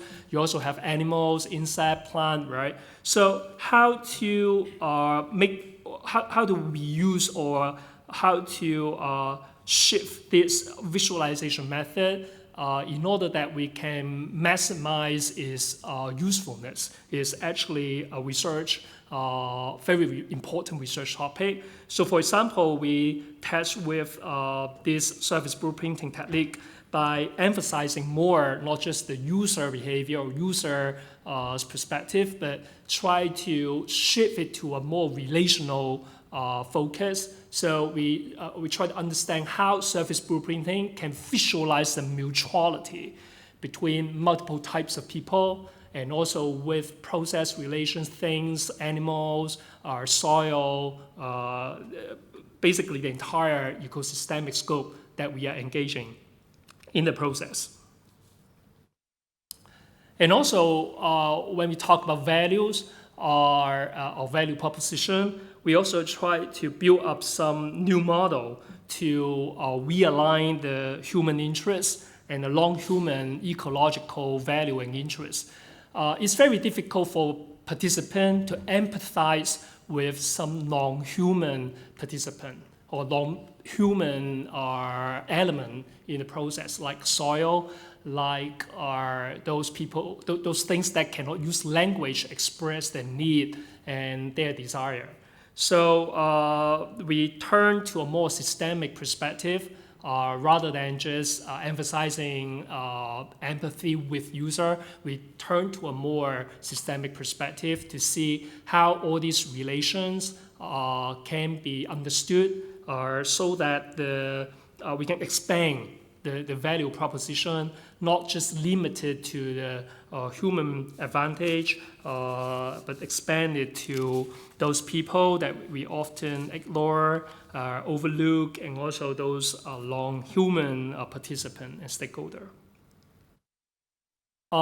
We also did a lot with organizational process. We studied the organizational theories and also management theories and evolutionary theories, especially because we are talking about the eco-social setting. So we try to see whether we can glean some insight from all these evolutionary studies and organizational studies. And then we propose, we gradually learn that we need a strategy that is more cling to acceptation and not just adaptation. We mentioned a lot about adaptation, right? Being adaptive to the environment, being adaptive to changing things, right? But being adaptative may not be sufficient here because the world is changing very fast while our thinking with resources, with tools, with visualization, with design process is quite slow. So in order to be really adaptive, we also learn how to be acceptative. Because of time, we don't have time to go into the theoretical details, but basically the idea is not to fixate on some existing plan and resources, asset, and functions of design, but try to recognize those already existing but not yet utilized potential, and also the emergent weak signals that we can find in this entire eco-social system, and all these encounters that we build up in these 2 to 4 years with people, with things, with the site. And then secondly, also not to just wait for the change to come, but also try to actively create some favorable conditions, including social, just like what Markus said, how to create different type of social cohesion or social belongingness in order that when we need more fast-changing adaptation, we can learn from these people, we can learn from their wisdoms, learn from their practices that has been already existing for many, many years and many, many generations. For example, the farm practice, the wisdom the folk wisdom in tackling with all these natural catastrophe, for example. High temperature in farming, how to deal with the planting technique, etc. So just a very quick summary.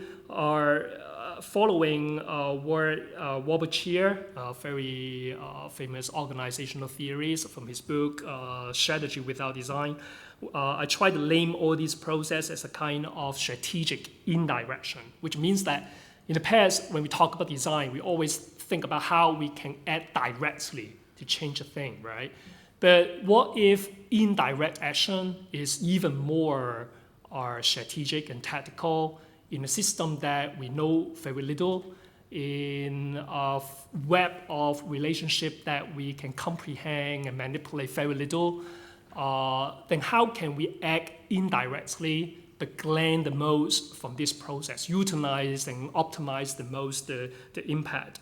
There are two sides of the same coin, I think. On the one hand, we need certain wise passiveness. That is how we are ready intellectually, pragmatically, practically to be affected alternatively by all those people and relationships that we build around us.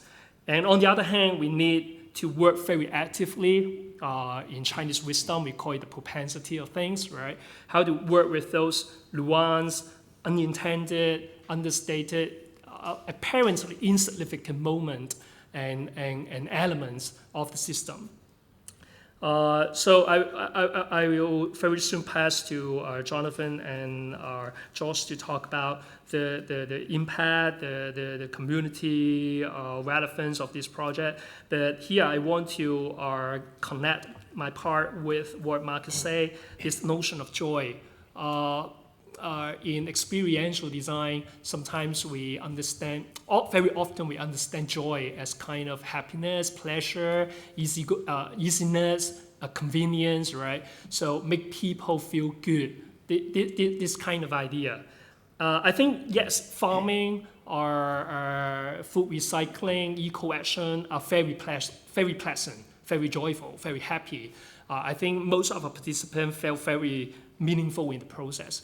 But I also think that simply feeling good is not enough, because this entire consumer society is all about feeling good, right? We have many competent designers designing all this feeling good stuff for other people. So if we just offer this feeling good experience for the participants, it's not enough for people to be there to take climate action. So we need to somehow also redesign this experience and feeling of joyfulness. So here we try in our project, we try to treat this joyfulness as a strategy. So it's not just about feeling good. Just like I think we all experience, if you want to feel good, feel meaningful about your life, you have to overcome some pain, right? You need some effort. You need to overcome something. So we want to deliver this kind of emotion, this kind of experience, this kind of learning to our participant. It's not just about feeling good or playing with plant, playing with insect, playing with the nature. Nature is scenery, very beautiful. No, this is a part of it. But we also want to are engaging people to learn that we need to pay effort. There is no way that you can just be lazy and then say that the climate will change, will back to normal. We have to build up this collective while all of us are willing to design together with a joint purpose. And then we have to fight with something in order to make sense, in order to make meaningful life. I will pass it the following session to Jonathan and Josh. Thank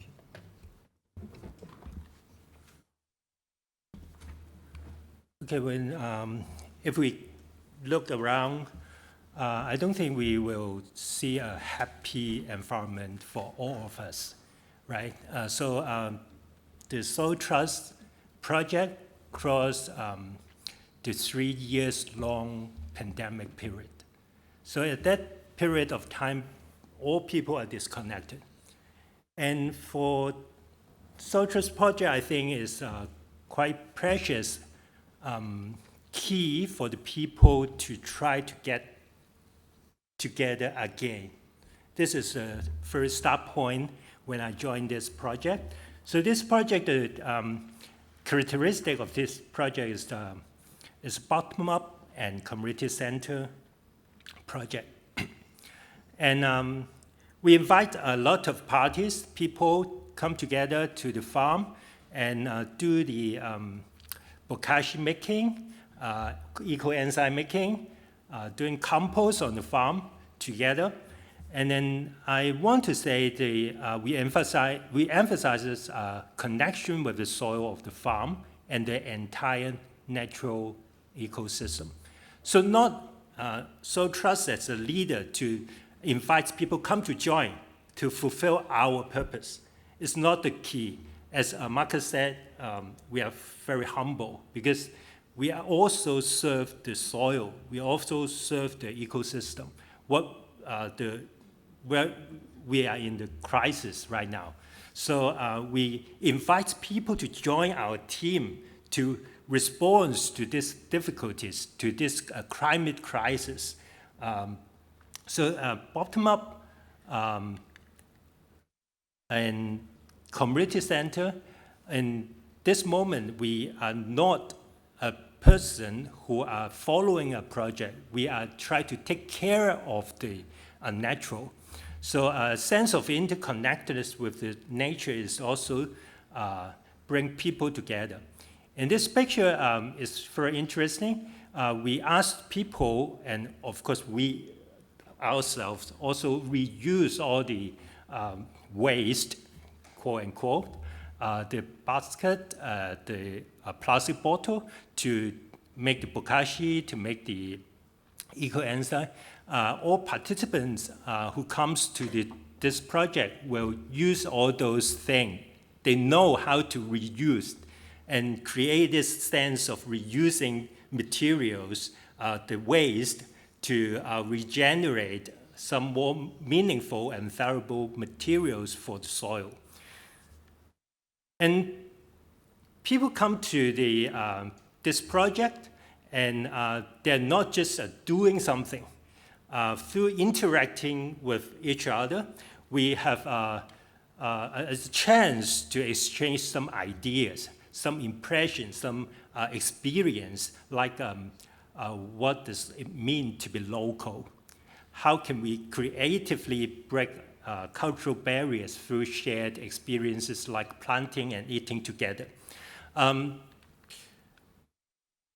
You see this photo, we have a different kind of people in these photos. We have some scholars, some students, some ethnic minorities, ladies.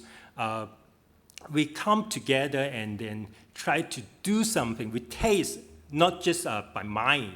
We just use our hand to feel, to smell the environment, to see, there is a worm, there's insects, how they interact with the vegetables, and then get more benefit to the environment. We learn from each other like this, okay? And one of the ethnic minorities group, one of the group we invited a lot of ethnic minorities ladies from Yunnan Town Hall, an organization in Hong Kong. One of the ladies said, farming in our homeland represents self-sufficiency. However, after moving to Hong Kong several years ago, everything changed. living in this city, we were distanced from our agricultural roots, so they are unrooted in some sense. Returning to the field allows us to reconnect with the soil and engage in planting once again. This experience reestablishes our connection to the earth and bridge the gap to the past lives in our homeland. And at that moment, the student heard about this reflection. They said, oh, maybe you are more local than me, even I'm born in Hong Kong, right? So not only the ethnic minorities lady or other people, scholars, the students also participate in this project, and they will take Soil Trust as their partner to finish their final year projects, some students. And they try to learn from, work with each other. You remember that is a COVID period, okay? They work with each other. Everything on the farm is related, connected, and integrated. Seems that we are trained in one discipline or one professional, but on the farm, we try to work with each other. We learn and study from each other. We know not only people, but also the farm, the land, the soil, the environment, the insects, the animals. They're connected, they're related, they're integrated, they're working together to make the impossible possible. That means if we want to eat something, the world, the earth, plant something, produce something for us. We work just a little in the period of time. And then also the students have the opportunity to do the inter and transdisciplinary learning in the whole process. They not only learn something from their own discipline, for example, social design, product design, or communication design. They learn from each other. Okay, you have your discipline, you have your angle or perspectives to learn something, know something. Okay, I learned something from this. And also, they learn from the ethnic minority ladies. Okay, they know what's local, and then some stereotyping spread in this society. They try to break through all these misunderstandings. For example, the ethnic minority ladies, the students think that, oh, they don't know Cantonese, but in truth, they are quite fluent than the local. Okay, this is another impressive reflection. Not only the learning process from each other, we, in the whole process, like the bottle I showed, we use all materials to make bokashi and eco-enzyme. In this picture, you can see the cardboard and the wood chips. We don't buy it from the market. We collect it from our neighborhood, from the refuse chamber, to learn from scavengers their knowledge to collect the high quality cardboard. And then we take all those cardboard and wood chips to be our primary materials to plant something, to prepare the bedding for the planting. So, and the student also in the whole process learn these skills or this approach. In these two pictures, you can see they present something for the public. We invite general public to come to the farm to see their outcome, what they learned from the farm, and then they use the cardboard. They don't use the PowerPoint. They don't use electric devices to show the outcome to the public. Because after we use the cardboard, we know where they go. They go to the farm, and then we use them to plant something. They take this skill. I think it's quite impressive.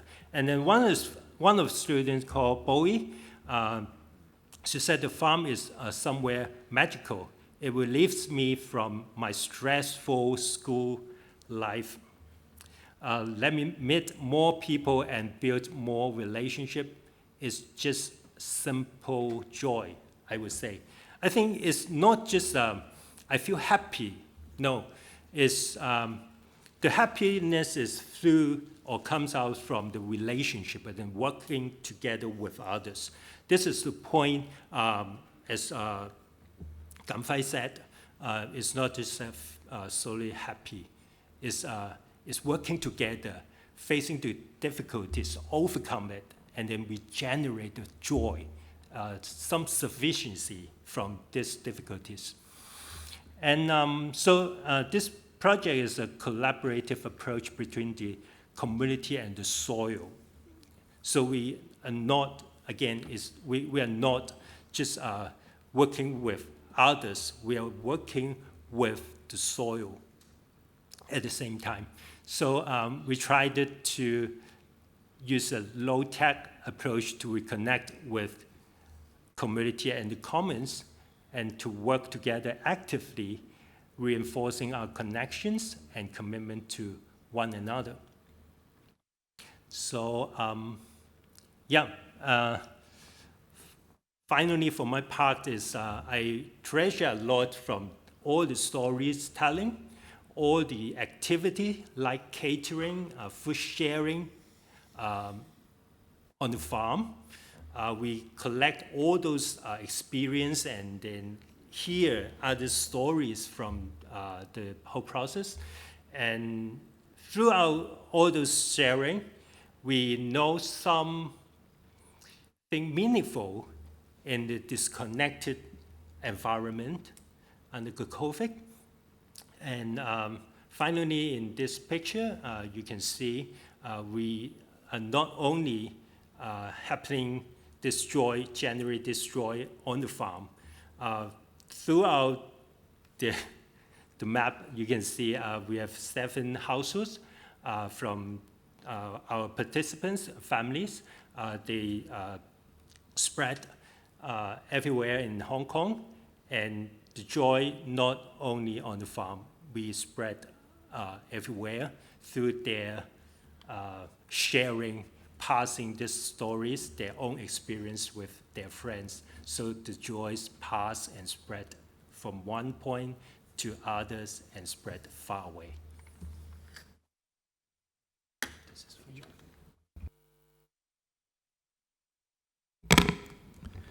Hi, everyone. So my role was to really research to document the process and observe what would occur and unfold within the context of what we were trying to explore. The idea of recovering resources, both industrial and within households, to potentially enrich soil. Of course, as Marcus mentioned, it ended up being on a farm. I had the great privilege to document these stories, to observe, to take pictures, to take photos, to write, to produce films, to have exhibitions, to share this story. And so today, for my few minutes here, I'm going to share some of the stories that unfolded and some of the ways that we shared those stories throughout the course of the project, and indeed a bit beyond as well. So in the beginning, there's always a beginning, isn't there? The land, from the photos that you saw earlier, you saw mulch and plants coming through, and it looked quite rich perhaps, but in the beginning, this is what the land looked like. It is agricultural land, or I should say it was agricultural land. We'll get to that in a minute. But it hadn't been used for quite a bit of time. So as you can see, the team, we had to do a lot of work to cut down a lot of the existing plants that were there, and we were going for a regenerative approach. So we weren't necessarily pulling out all of the plants. We were cutting them at the base, and we would mulch on top and allow the organic matter underneath to slowly decompose and to invite microbes to be involved to help regenerate and enliven the soil further. And of course, we found lots of random things within the process within there. And a variety of stories. Well, we didn't plant this, I promise. So the farm ended up becoming a place where a variety of stories would unfold and occur. And as we mentioned earlier, different parties would be involved. This idea of social cohesion, this idea of people making connections, not just to other people, but to the land and to the place itself. This space was an inspiration for Esther Chan, who's a dancer, a performer. And so she filmed a series of movement pieces exploring the different elements and places and spaces within Hong Kong. And so she connected with us, and she decided this was the perfect place, and we were happy to host her. And so here she is being filmed within our farm. Some of PolyU's design students decided to camp there as well. They had a lot of fun. They got to see what it was like. I think for a lot of them, camping, especially out in rural Hong Kong in this kind of way, is quite new for them. So it was a new experience for them. Bokashi making. I mentioned industrial waste as well. This is rice bran that we recover from rice mills within Hong Kong. Tons and tons and tons of it, often just simply goes to the landfill. We recover what we can, combining with eco-enzyme to make bokashi bedding, which we use to ferment food scraps within households. And the community members that are a part of the process, they join. It becomes a very a sensory experience, a very tactile experience, where all the different members come together to make this and then share it. And it's a consistent process that we had throughout the lifetime of the project. We mentioned Growers Without Borders. These are our other community members from the from Yuen Long Town Hall. For them, they enjoyed it a lot. During the daytime, they would drop their children off in the morning, and they would have some time during the day. This was their own free time. And for them, this was an escape for them. It was also a chance for them to be free from their own life, as they had put it, but also to be able to connect with each other. It was a time really to recharge and reset for themselves. Another type of story is what I call a complete plant story. Oftentimes, we don't necessarily get to see a full life cycle of a plant. What I mean is, if I asked you what a morning glory flower would look like, you may not be able to tell me.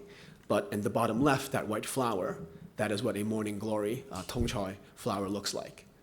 Right? And so we got to experience and see this. And next to it, those are celery flowers as well. So the idea for a lot of them is a very new experience to see that. And of course, those are the annual plants, and then there are also the perennials, the mulberries. That particular tree, we harvested from it 3 times before the land was taken back. Stories of dealing with the elements. We had water buffalo coming through. That was fun. And also, and they ate some of the crops, ate some of the cabbage. But then also dealing with nature in a different way. I think in the city, we often think of maybe we'll just tape up our windows and close the door and wonder if I have to work from home.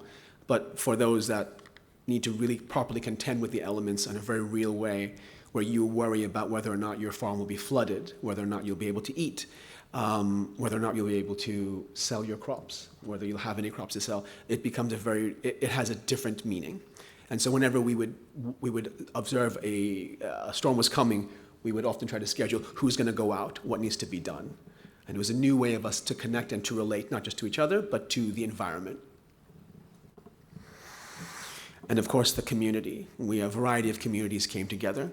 And I should probably also mention that about 70% of the community involved were actually women. I think that's a note that's worth mentioning, since there's four of us sitting up here. I'll just quickly go ahead. So there are 3 types of stories that we typically shared on the in social media. One is what we're up to. So just very quickly, this is like we're harvesting, we're collecting stuff, we're doing a variety of things. The other one is events that we're doing and achievements, awards, books publishing, documentary being released, etc. But this last one was quite an interesting one to see emerge, which was the idea of the observation of the interaction with what I call the natural world, in the sense that we wouldn't normally necessarily encounter these creatures, right, in the city. But for a lot of us, for the individuals, like a lot of these photos, I didn't take a lot of these photos. In fact, a lot of them were from members who participated, and they took it and they found it interesting. And we had a WhatsApp group where we would communicate with each other. It was another way of connecting, I guess you could say. And so it was really interesting to see that.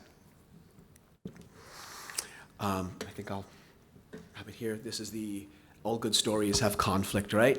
So here we go. At the very end of this scarred land, right in the center, that was our plot, right there. It was taken back by the landlord. It was purchased by land developers, and it's now all brownfield land. It's an issue. There's currently some process going through right now where they need to convert the land back because it was originally zoned for agricultural purpose. And this is illegal dumping. I'll just show you very quickly what it looked like when Markus and I went back a few months afterwards to see what had happened. It was entirely dumped with rubble. So it was quite shocking to see that. And then it became that.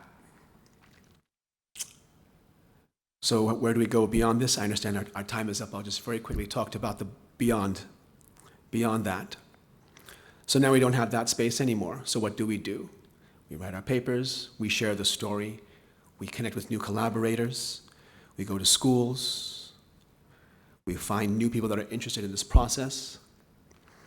And very much like the spores, the fungi, the joy, wherever it can find place, find a space, we'll be able to hopefully grow and share.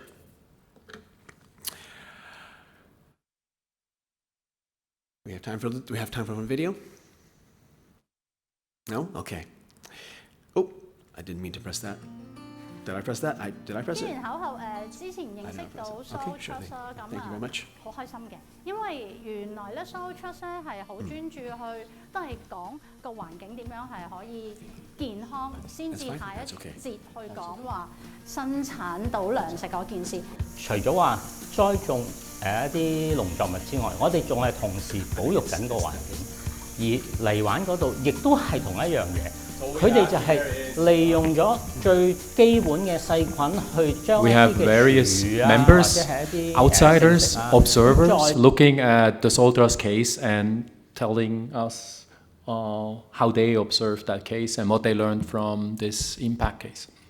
Anyway, but that's for another time. There'll be an extended version with subtitles as well in the coming days and weeks, so stay tuned for that. Thank you. Thank you, Dr. WERNLI and team.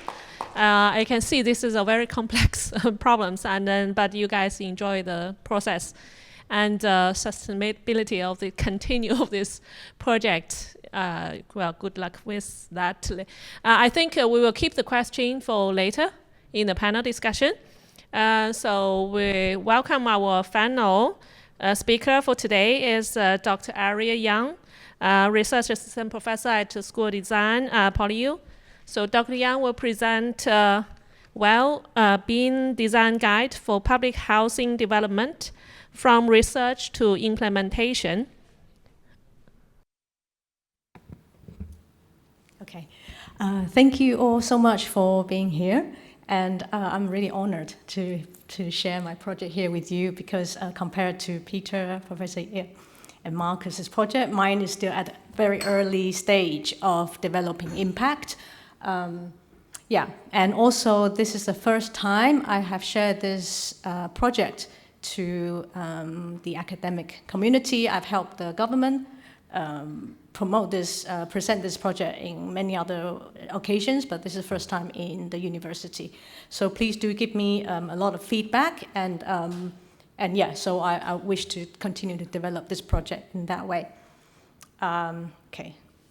So this project, the Wellbeing Design Guide for Hong Kong Public Housing, started in 2023, and we officially wrapped up the project just a couple of months ago. The team was led by the Hong Kong Housing Bureau and the Hong Kong Housing Authority, and in collaboration was an industry partner, Neighborhood Innovation Lab, under the architectural firm Architecture Commons. and we were appointed as the principal researcher. And our research team involved researchers from School of Design, School of Nursing, Department of Building and Real Estate, and the Department of Applied Social Sciences. And we were also supported by a team of very dedicated and hardworking young researchers and mentors. So first up, what did we achieve? Our research outcomes. So first, this design guide was endorsed and launched by the Housing Bureau as an official guideline for public housing development in September 2024. We delivered a collection of publications from a pamphlet to explain to the public what our key concepts are, and a volume 1 design guide which contained 10 implementable ideas in public housing, and they are for key stakeholders such as the resident and district councillors. And we also have a volume 2 design guide, which is 8 books, which provide extensive details of how each design concept could be implemented in public housing. And these are customized for professionals. We engaged over 3,000 public housing residents in our research, more than 580 industry professionals, and quite impressively more than 200 government officials from different departments participated in our project. Since its completion, Housing Bureau and Housing Authority have publicly and very actively disseminated this project through media, through international symposiums, and through their keynotes in different locations and organizations. We have received the Grand Award in Research, awarded by the Hong Kong Institute of Urban Design in May. And we have the Merit Award from Hong Kong Institute of Landscape Architect in March. And currently under review is our award application at the Institute of Planners and at the World Congress of Architects in Barcelona. So there's recognition in the professional field in Hong Kong and abroad. And lastly, we have already begun implementation. The government's timeline is from 2024 to 27. They have initiated 3 pilot projects in more than 35 housing estates, which could impact more than 200,000 residents. So the topic of public housing has been done a lot in academics. So I just wanted to share with you our research background, so just to also clarify how this project started and what's the purpose of this project. So first, just very quick information about Hong Kong public housing. Hong Kong is one of the largest public housing providers. You can see in the chart that compared to other major public housing providers, Hong Kong is responsible for providing 46 housing unit for 46% of the total population. It has a history of over 60 years, and it's currently 195 housing estates accommodate about 2 million people, and the average waiting time to get a unit is 5.4 years. So the Hong Kong government is under a lot of challenges, and over the 60 years, they have continued to meet these challenges and continue to try to meet a lot of different challenges. For example, land supply shortage is a continuous, persistent challenge, and the government has become very good at maximizing land use efficiency and lowering construction cost. There's also a shift in living patterns. People's lifestyle have changed. So there has been an ongoing effort to optimize the flat design. a shift in demand, so more complex household structure is occurring in public housing, and also the poor image over the years. So this is something the government is very actively working on to diversify standardized units for different needs and to upgrade the public housing image. And there's also a big shift in demography, a lot of older people now in public housing. And barrier-free access is something that they are trying to achieve. And of course, the outbreaks of SARS and COVID has really raised this awareness of resident health and the aging public housing stock. So this brings back to the importance of having a sustainable public housing development. According to the UN principle, a sustainable public housing development should be socially inclusive, financially viable, and offering a symbiosis with its environment. So this really requires an overarching concern towards the needs of the individuals at the bottom of the economic pyramid. So our intention was to have a design guide that could promote public housing design that could address these needs to prevent environmental crisis. Currently, there are key initiatives taken to improve sustainability. For example, government is working hard to achieve a green coverage percentage of 20 to 30%. Each individual should have at least 1 square meter open space, integrating commercial facilities to have financial sustainability, integrating at least 5% gross floor area dedicated to social welfare facility, etc. But however, not all housing estates have this kind of opportunity for improvement. So in resource-poor environment, the quality of communal areas will have a very big impact on resident well-being. So in 2022, the chief executive launched a 5-year plan to develop well-being design guide with a focus to raise quality in communal areas and to enhance the resident well-being. So we have 3 key objectives. First one is to map out what are the existing and emerging concepts globally in public housing development that could satisfy well-being. And we also wanted to understand what are the local implications if we implemented these global trends. How can that enhance well-being for local residents?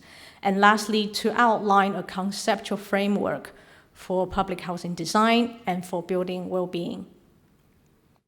Our methodology is mixed methods. We asked the question, how might we build and sustain well-being for public housing residents by innovating the way public housing is designed, managed, and used in terms of public space. And we did it from the resident perspective, from their home towards the neighborhood in the housing estate. So as you can see, each part of the question was addressed by a different method, particularly the empirical research highlighted green. That was a big part to understand resident needs. And the process as follows: we started with literature review, with extensive case study, and we had a preliminary framework. And following that, we did different kinds of methods, and through a very stringent validation workshop with the think tank of the government called Housing Plus, with the government officials, and with all the design professionals related to public housing. And after that, we came up with the first draft of the Wellbeing Design Guide. And then after that, there was another round of validation workshops and internal alignment. And now we are in the final refinement stage. Our research findings. So we are working in the domain of subjective well-being and public housing environment. So to address the first objective, after learning from all the other projects in different regions, we saw a distinct shift from only focusing on the hardware to the software. And this is what I was also learning from Peter's slides, that it's not only just about the building, but when you design, how does the space work with the social systems. And we started from scrap. So what really is well-being? And you know, in literature, we can very clearly see a different perspective on what well-being is between the East and the West. In the West, there's a more individualism approach, and where in the East, we care a lot about collectivism. But Hong Kong is a unique hybrid place. So what could the well-being concept be? So we also look to the definition of well-being by WHO in the health triangle, which talks about a balanced triangle between the physical, social, and mental health. But if we compare it to our Chinese philosophy by Mengzi, it's really also focusing on well-being for us is the care of family, but also our relationship with our neighbors and then the society. So this is where we started, how space can be developed around this triangle, but to fulfill Asian take on that well-being. So through the first literature review, we identified 8 key concepts. First one is health and vitality. Second, green living and sustainability. Age-friendliness, intergenerational and inclusive living, family and community connection, urban integration, upward mobility, and perception and image. I wanted to explain a little bit about upward mobility. This was a very controversial topic to be included because partly the government, as a way to make this the public housing development more sustainable, one way is to empower the community. So how they can move up the housing ladder, not only relying on public housing, but eventually to maybe have the house of their own. So this, after months of debates and arguments, we decided still to, the government was able to keep this one. So in our case studies, over 40 projects were initially included, and in the end, 15 projects were selected. So what we did was, through each of these this very well-known project, we would go into and extract all the design features that we could find in different documents. And then we would map them to our definition of each of the well-being concept. So you can see green is green living and sustainability. It's a very big topic around the world for public housing. And some purple, which is upward mobility, is also the emerging topic that's gaining a lot of importance.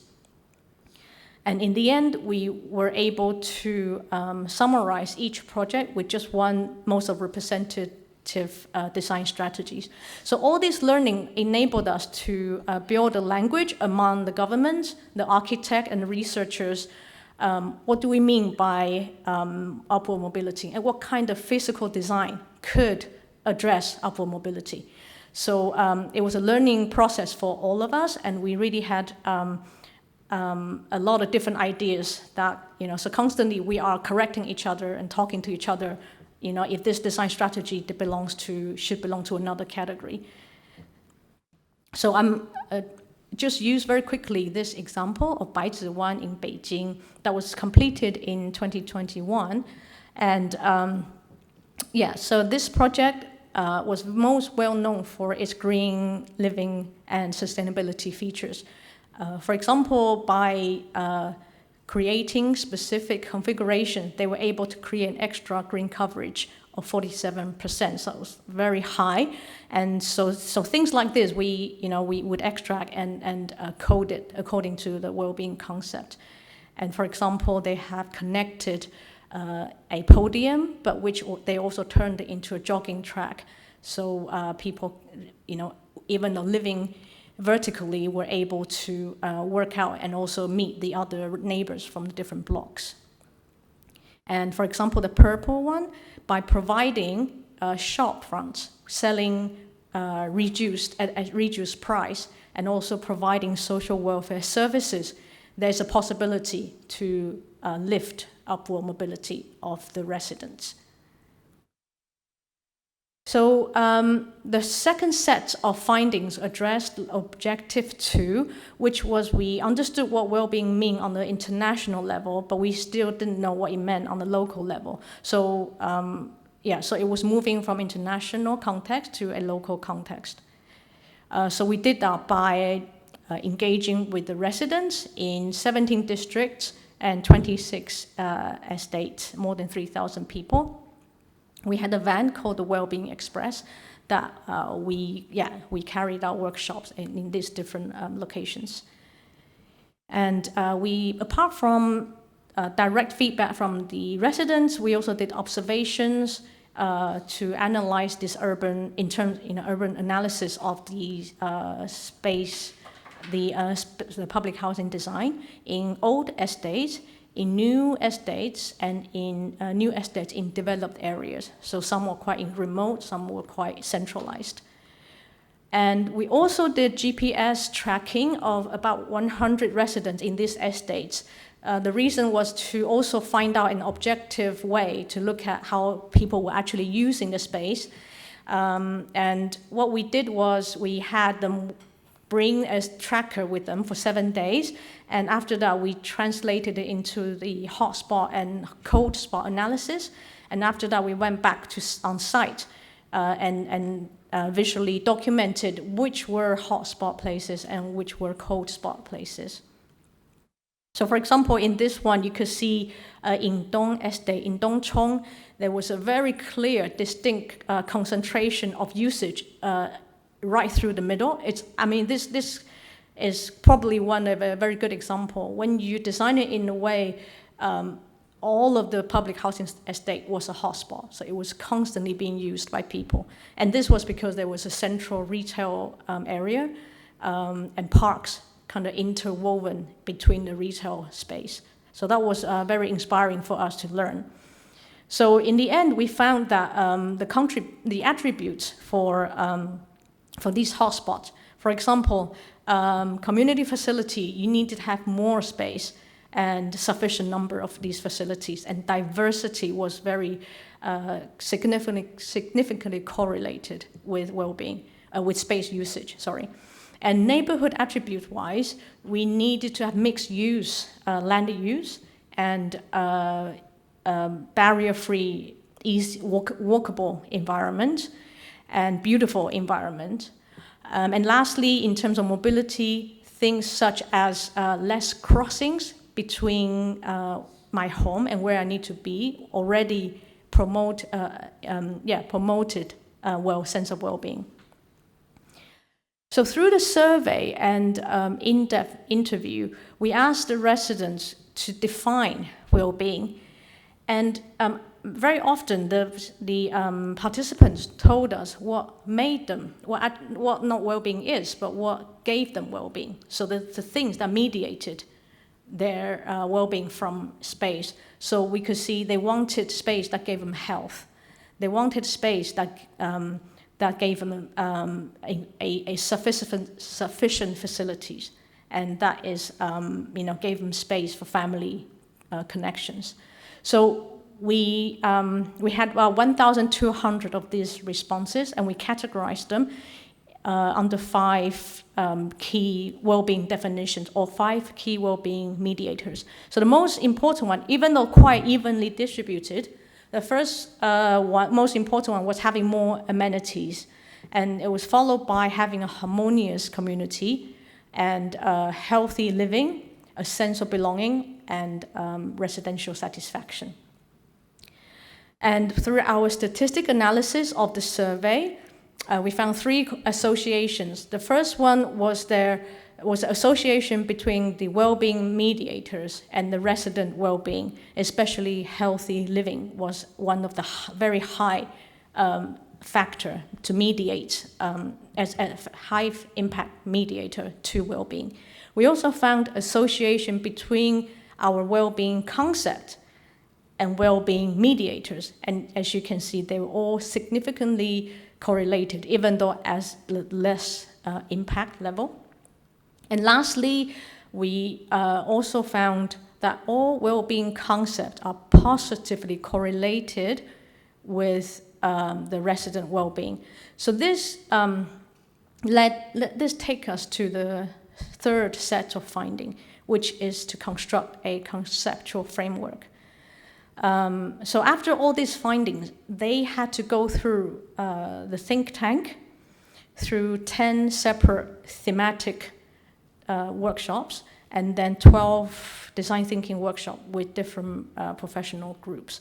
And at the end of that, we were able to bring bring resident suggestions to government, and government would tell us what they can do or cannot do, and then also bring these comments to the professional groups for them to tell us what the government should do or should not do, and how, realistically we can achieve something that will benefit both the community and the government.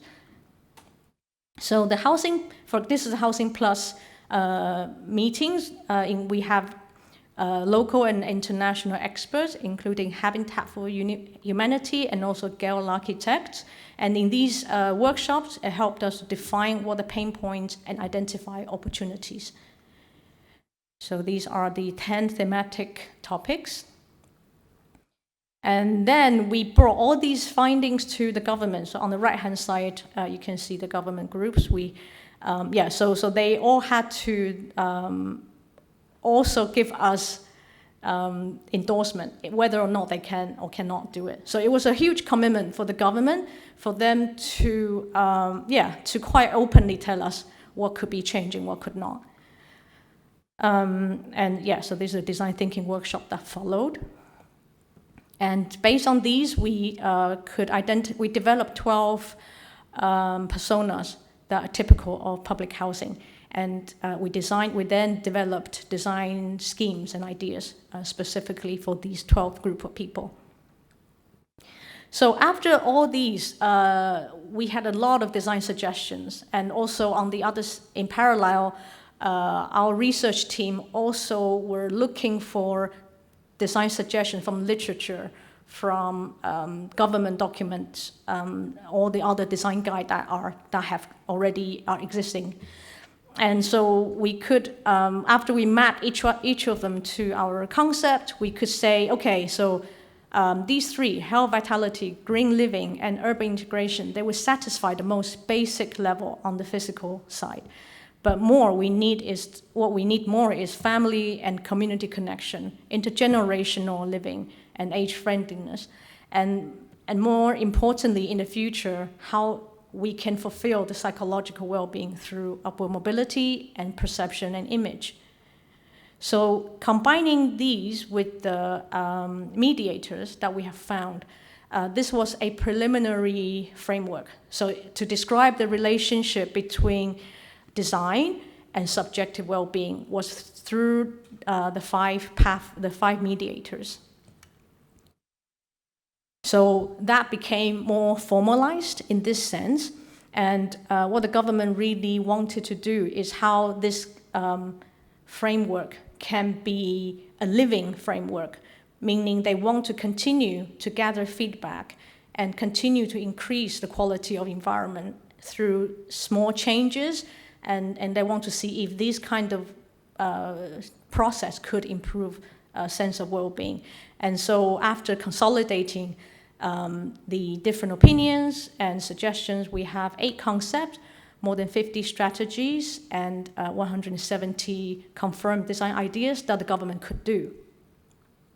So it would look like this. For example, under health and vitality, a strategy would be provide dedicated area for, for physical health.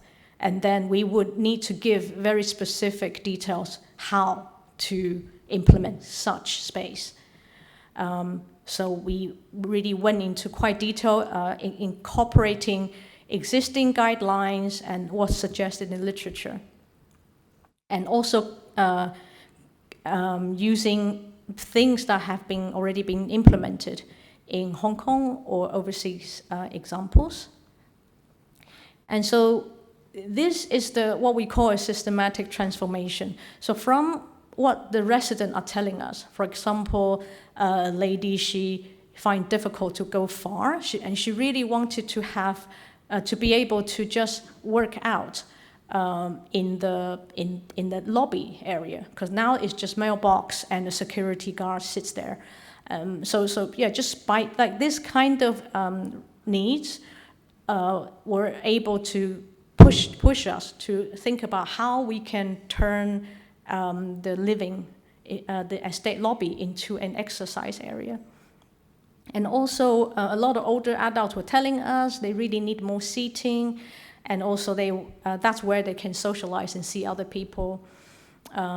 So we were also able to use an existing chair designed by the Housing Authority and kind of adapted it into a different, a seating area for different capability, different age group through different ergonomic considerations. So some examples, this is what we call the wellness corner, and this is where we turn the lobby into a seating area and also opportunities for exercise. And integrating farms, community farms into the green space. And this one, Universal Service Bay, currently all the temporary parking spaces in public housing is only allows the delivery of groceries or whatever the management team allows. But now the government has been able to agree that they are going to make use of this kind of temporary spaces more often by connecting them with different NGOs and service providers. So so it becomes, especially for estates that are resource poor, this is one way the government can quickly bring services to them. And this one is interesting. Singapore is already doing it, and it was also great to see the Hong Kong government was willing to open this up as well. So have public space or communal space that is that can be booked by its residents, so it can be managed in a way by the resident for different activities. Because right now it's all the space is quite fixed in terms of function. So there is not much flexibility for residents to use communal space for their needs. So in conclusion, there's quite a lot of thought here. So in conclusion, the design guide is something that came out of a diverse research methods and engagement channels. It came from a collaborative approach, and to analyze the environment, not just through researchers or professionals' perspectives, and also came from diverse case studies, knowledge of what everyone else is doing, and also comparing between districts, which are the resource-rich and resource-poor areas, and what do they need. And lastly, a integration. Really, we may not have integrated every preference, but really made an effort to try to integrate as much preference into the design guide as possible. And for the future, we have 4 prospects. First one is sustainability on various scales, and we can see at the bottom, we also try to map the 8 well-being concept on the different levels from individual to the society. And standardization and creativity, it was a very important and difficult process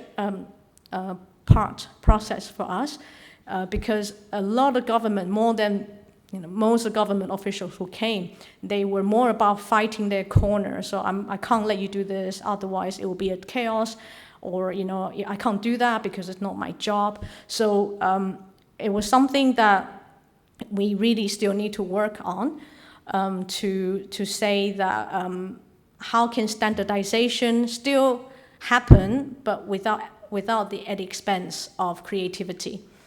And number 3, vernacularism and resilience. This is something the government is already working on and continue to work on, how the sites, that the development can align within the capacity of the environment.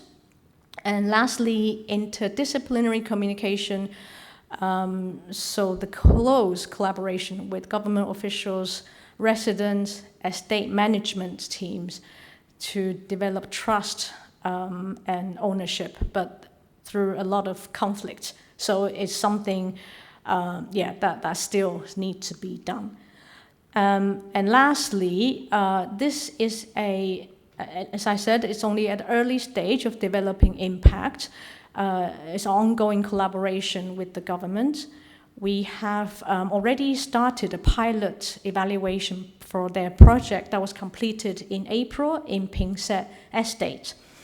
And we expect more spin-off evaluation and projects from the government, and continue to shape that public housing policy. So right now, our pilot results actually tell us that, again, it's not deep at all, but we just, the very quick result told us, based on the sample 100 residents, 62% felt more well-being in the improved lobby area, and 59% felt more well-being in the renewed sports ground. But it still takes more effort to understand about the depth of of this project. Thank you. Thank you, Dr. Yang. Please remain on the stage. Yes. Although this is an ongoing project, but from this presentation, I believe the impact can be really huge for the Hong Kong public house after a few years, especially after this few years period, right, after 2027. So I will leave the question and answer time to the panel discussion. So now move to our panel discussion time. Please, I would like to invite Professor Hasdell and Professor YICK and then Dr. WERNLI to come to the stage. Yes, please.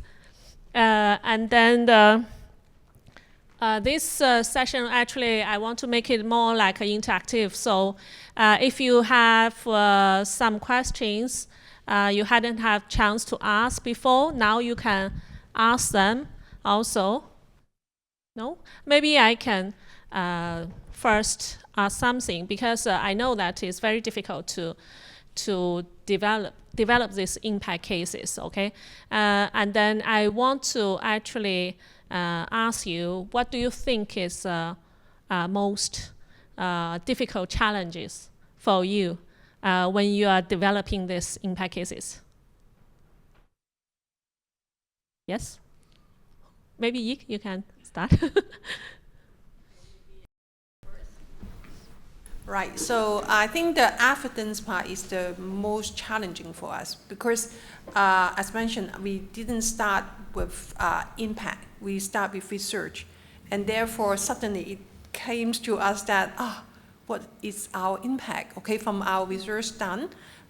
So we tried to consolidate until, I think 2 years ago, that we start have the assessment, okay, So that's why when we contact the industry, it seems it is not what we are supposed, okay, to ask, because the industry, we just selling the license, okay. For them, we are just service provider, and they are not supposed to share the information, like how much sale has been improved from the system and whatever. So when we ask for their support, okay, to share the information, it is really challenging. And sometimes embarrassed, okay, how much money you have gained, okay, from this service. So this is, I believe, that is the very challenging part. Yeah. Okay. Peter, do you want to share something? Yeah. Yes.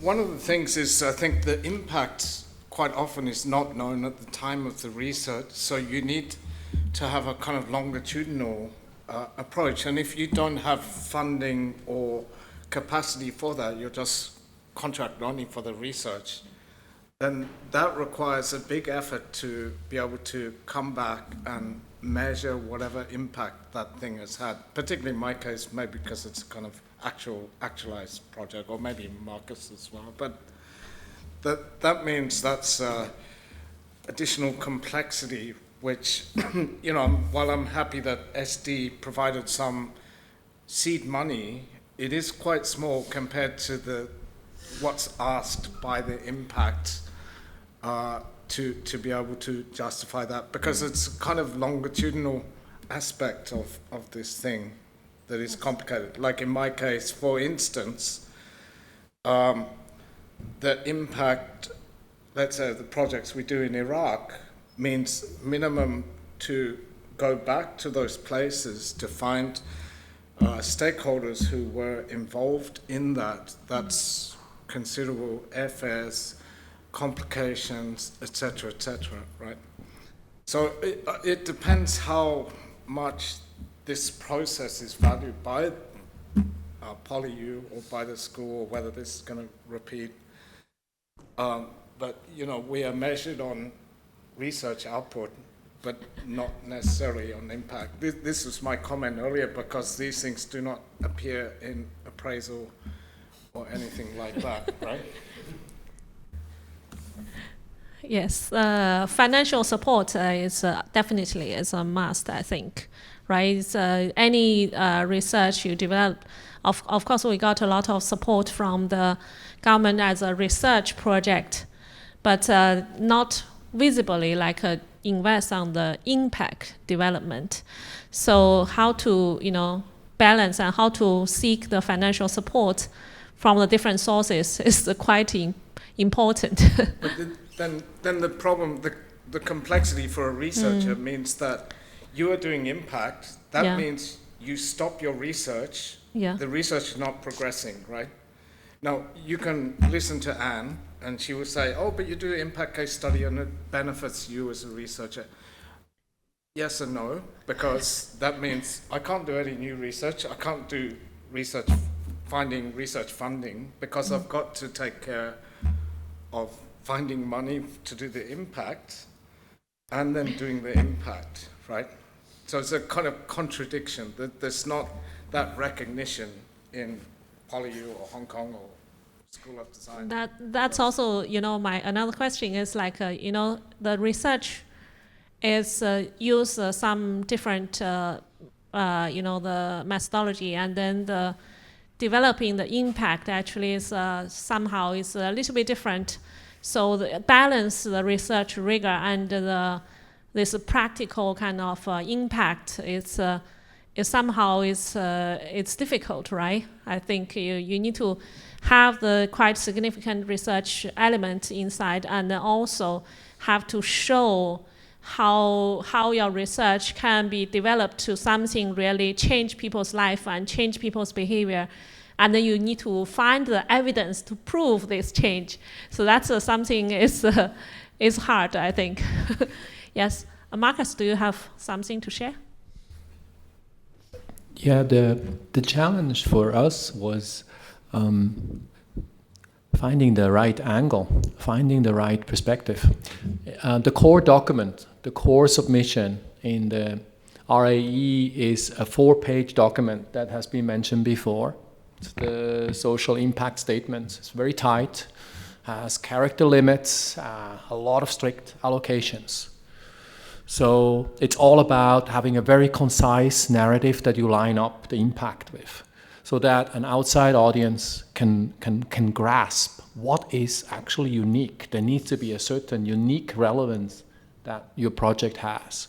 And that was an odyssey for Soil Trust. It took us like 2 years to really find, like, yes, we're not offering much in regard to resource savings or sustainability, but what we really accomplished is we brought 100 people together over several years from various disparate sectors working together. This was unique. So it took us time. And it was great to have this conversation with Anne Boddington, this exchange, to find out what is actually the core, the kernel of that narrative. Yes. I don't have much impact as well clearly defined as these professors, but I think I can foresee in the future the difficult part from time is we often need to seek permission of the government to define what impact is. So that's, it's something that still need to massage, I guess, into something that everyone can agree on. Can you talk a little bit more detail? What do you mean seek for the permission? For example, the government, when you're looking for what is impact, they may not define it as the same as we do. For example, if we want to say, okay, we say the resident feel there's impact if they're willing to pay more rent, then this for the government is a very sensitive topic. So you cannot measure whether or not they want to pay more rent for this new facility. So yeah. So anyway, it's an ongoing exploration. Yes, so this is like a little bit different from like for YICK one is you have develop a product and then you said even similar like a company, right? Yeah. You ask them the sales. They will not want to disclose this kind of information. So for the government kind of related project, they will be also sensitive to disclose some kind of the figures. Yes. To show to justify for you. Maybe that's a challenging, yes. That's quite challenging. So do we have some questions from the audience? Yes? Yeah, thank you for your sharing, because after the first two sections, from Professor Hasdell and also Professor Yip, I have a very strong feeling that, if to work on the research sustainability, maybe teaching informed research would be one way, because I heard from you guys, you're talking about the student have a subjects, because I have a sport bar subject, because we have a program module, so the student may involve into the whole longitudinal journey, for example, 10 years long, right? If without the program, would it be more difficult to sustain? This is my first question. If the program can help a little bit, how the program may help for the research impact, to your personal project? Yeah, this is my question. Yeah, because I just have a very strong feeling that the program may help a little bit, maybe. That is true, because apart from the subject, from the program, we also establish some collaborations, networks with the industry. Not only for the project, but internship, some kind of a material donation.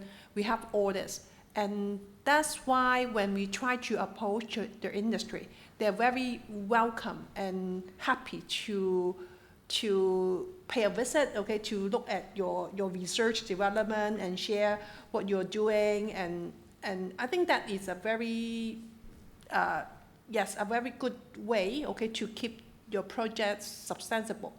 However, when we are talking about the impact, according to Anne, it should be a lot more than that, right? So they would love to know, the scale of the company. What is the size of the company, and then not only one company, but also the others. But at the same time, when we sell a product to a company, we also take care of at any conflict, between these two companies. So we have to look at these all aspects very carefully. But I fully agree that the program really help us a lot in terms of the connections with the industry and getting their support. That's true. Because sometimes chicken and egg, right? If you don't have the program, you don't have the program. But you cannot create your project and then, okay, initiate the module. Okay, it is something. Oh, that's true. That's true. Yes, yes. Maybe, yeah. Yeah, my experience is a little bit different. So before, I used to try to align research participatory things with teaching programs, but it's very, very complicated, especially once, you can do a very small thing like a pavilion or a workshop or something like this, but a more complex thing that deals with real people's real lives, that's really tricky. So yes, okay, students could contribute a part of that, but they cannot take control of the whole thing. There is a lot of knowledge that goes into any of these things, and they are not yet at the professional level, to be honest, right? Even a master's student, even to without wanting to offend anybody, but certain kind of PhD students will not have the experience necessary to deal with a particular situation. Contribution-wise, yes. Methodologies, yes. Knowledge of background things, yes, certainly. That's all true, right? That said, we try to limit, where possible, student involvement. So, yeah, bring them in for this workshop, this one, for researching this, for doing this background study. That was our approach. But it's not easily, you can't just interchange. Say, okay, me versus a bunch of new BA students. I'm sorry to say that's to misunderstand the complexity of some of these things.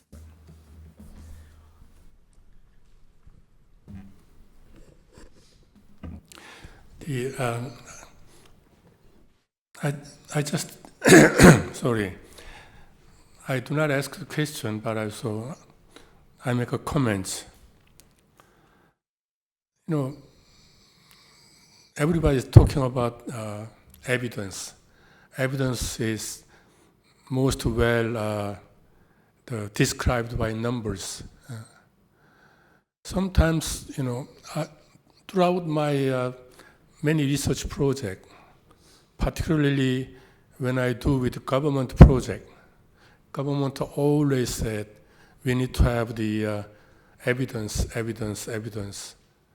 so that they do always survey for general public, but survey sometimes doesn't necessarily reflect actual those ideas and those things.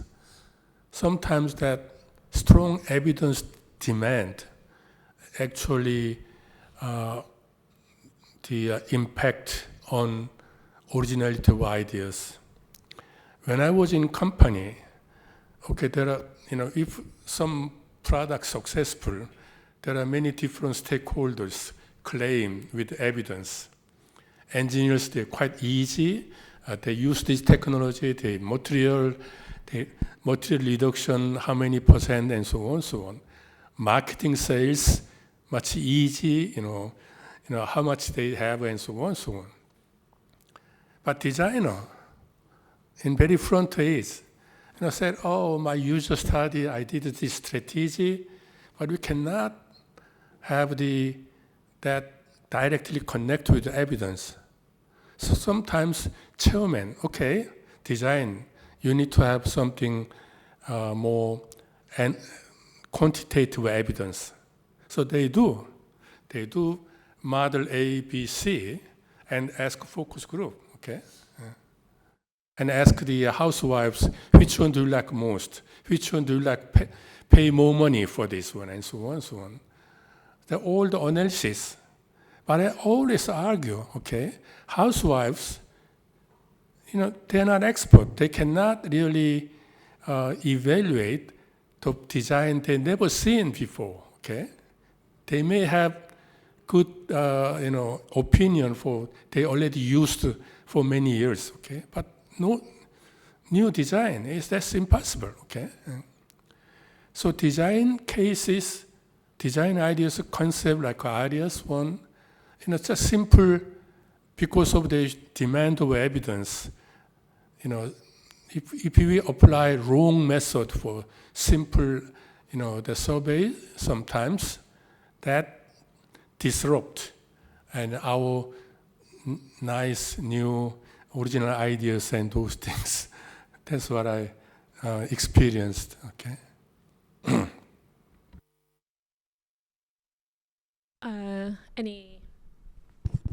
Any other things? Markus one, it seems like related to the teaching program a little bit more, right? At the beginning, at least. So do you find that it's quite useful to involved with the teaching program? Yes, we had a cooperative learning program. It was closely coordinated by Jonathan and Kam Fai. It was for us operational. It helped us prototype or test out certain processes in regard to the collaboration with the hotel, to see what kind of approach is the speediest, the most efficient for the hotel, for example. So it helped us to keep the project going, keep the team motivated. But in regard to the impact case, we could not state the impact we had on the students, and we had significant impact. Some really changed their imaginary. For them, many had for the first time an experience in a Hong Kong farm, the first time eating a cherry tomato right off the plant, not from the plastic wrap. So these kind of experiences. But this didn't end up in the impact case because students are part of our university, where the impact case is about social impact that happens outside of this university. That's really important. So yes, integrating with teaching can make sense to have progress on the ground, to connect experimental, explorative design with potential design teaching or connect with theory. It can make sense. But it's not gonna hold up for real strong social impact. Okay, so it built on the teaching program, but has to be beyond that, okay? Because the impact, the measurement of the impact has to be really go to the society, go to the much bigger scales, rather than just a small teaching program. So, yeah, any other, yes, please. Oh yeah, I would like to first say that this has been really great to learn about these four really comprehensive projects in detail. And I really appreciate the opportunity to assist Peter in this process of RAE. And being a practitioner before becoming a researcher, I particularly appreciated the process of translating and converting practice into research language. And in this process, I learned that talking about the research activity to not just for academics, but also for laymen, to public to understand and grasp how long of a reach, how deep of a depth such longitudinal practice can have is actually quite important for other practitioners. And so I have a question for you all, if you have any ideas or plan to actually disseminate this findings and insight, the learning that you have gained by doing this RAE exercise for the non-academics also. Nothing concrete, but I have been in discussion because one builds up certain kind of experience, right? So that it's one thing to make and I would like to ask you the same kind of question, but there's one kind of, there's a research narrative that you need to construct. Like if you're doing PhD, it's certain kind of steps you need to take. If you're doing a research project, there is that, right? to do an impact case study has a different kind of narrative that is really compressed. It's only 4 pages, but actually that thing has to actually have a higher weight, like Markus was just saying. And there's I don't know, in some other schools there's a need for that. So I've been approached by 1 or 2 places, can you give us advice on this, consultancy or something? But I'd like to ask you back before my colleague, because you worked on the narrative, particularly for the impact case study, from my very incoherent steps. Can you say a few words on that? Well, personally, from this experience, I learned a lot because, as Markus mentioned, it had to do with perspective and framing. In retrospect, like how do you talk about this longitudinal experience and all the engagements and learning that happened in the process. And I feel that the kind of insight that has been gained by going through this refinement process, in a way, it can be really useful for the practitioners and other communities to actually get to know how important and meaningful and significant it is to potentially engage with academics or practice-driven research. So I really feel that it would be meaningful for other people outside of schools, universities to get to know this. And I know that RAE, like MCOs and ICS are actually made available for public access, but I think people might not know about this. So yeah, somehow I think it should be disseminated more effectively. Yeah, thank you. Yes, agree. That's why we have this to basically show that how design research make impact, to the society, and then so that the society understand what we are doing actually is very meaningful and then very useful, right? So, yes, Aria? Thanks, Jen. I think it's an interesting question because right now the project has finished and the government is doing their thing to translate what they learned, and we're also doing the same. But I'm beginning to see it's actually a little bit different, but we are both trying to translate it into some language that everyone can access, can understand. But it's interesting to see how the same project can have so many different interpretations from both sides. Yeah, and I also hope that in the future, from outside university directly, more from the university side would be powerful. Actually, I'm very interested to know that all this your project, okay, this like Peter had mentioned, it's like a 10 years work, but I would like to know that actually from you get this idea, okay, and then you create this research and project, and then you continue develop until now. How many years it take? How long time does it take to really develop an impact case?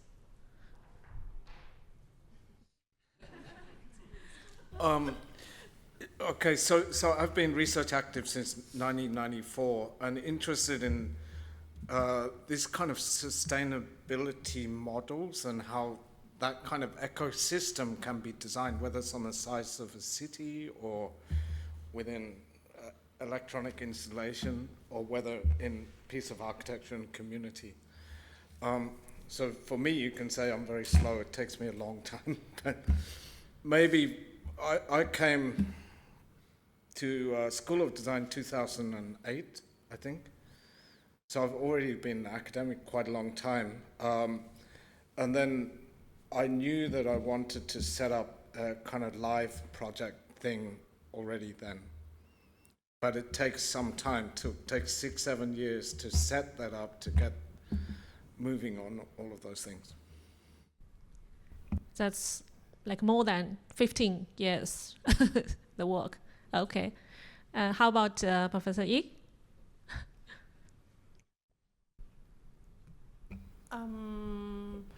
In SFT, the culture is a bit different because I was actually, I cannot say, I'm still in the technology panel or still technology specialist until the RAE.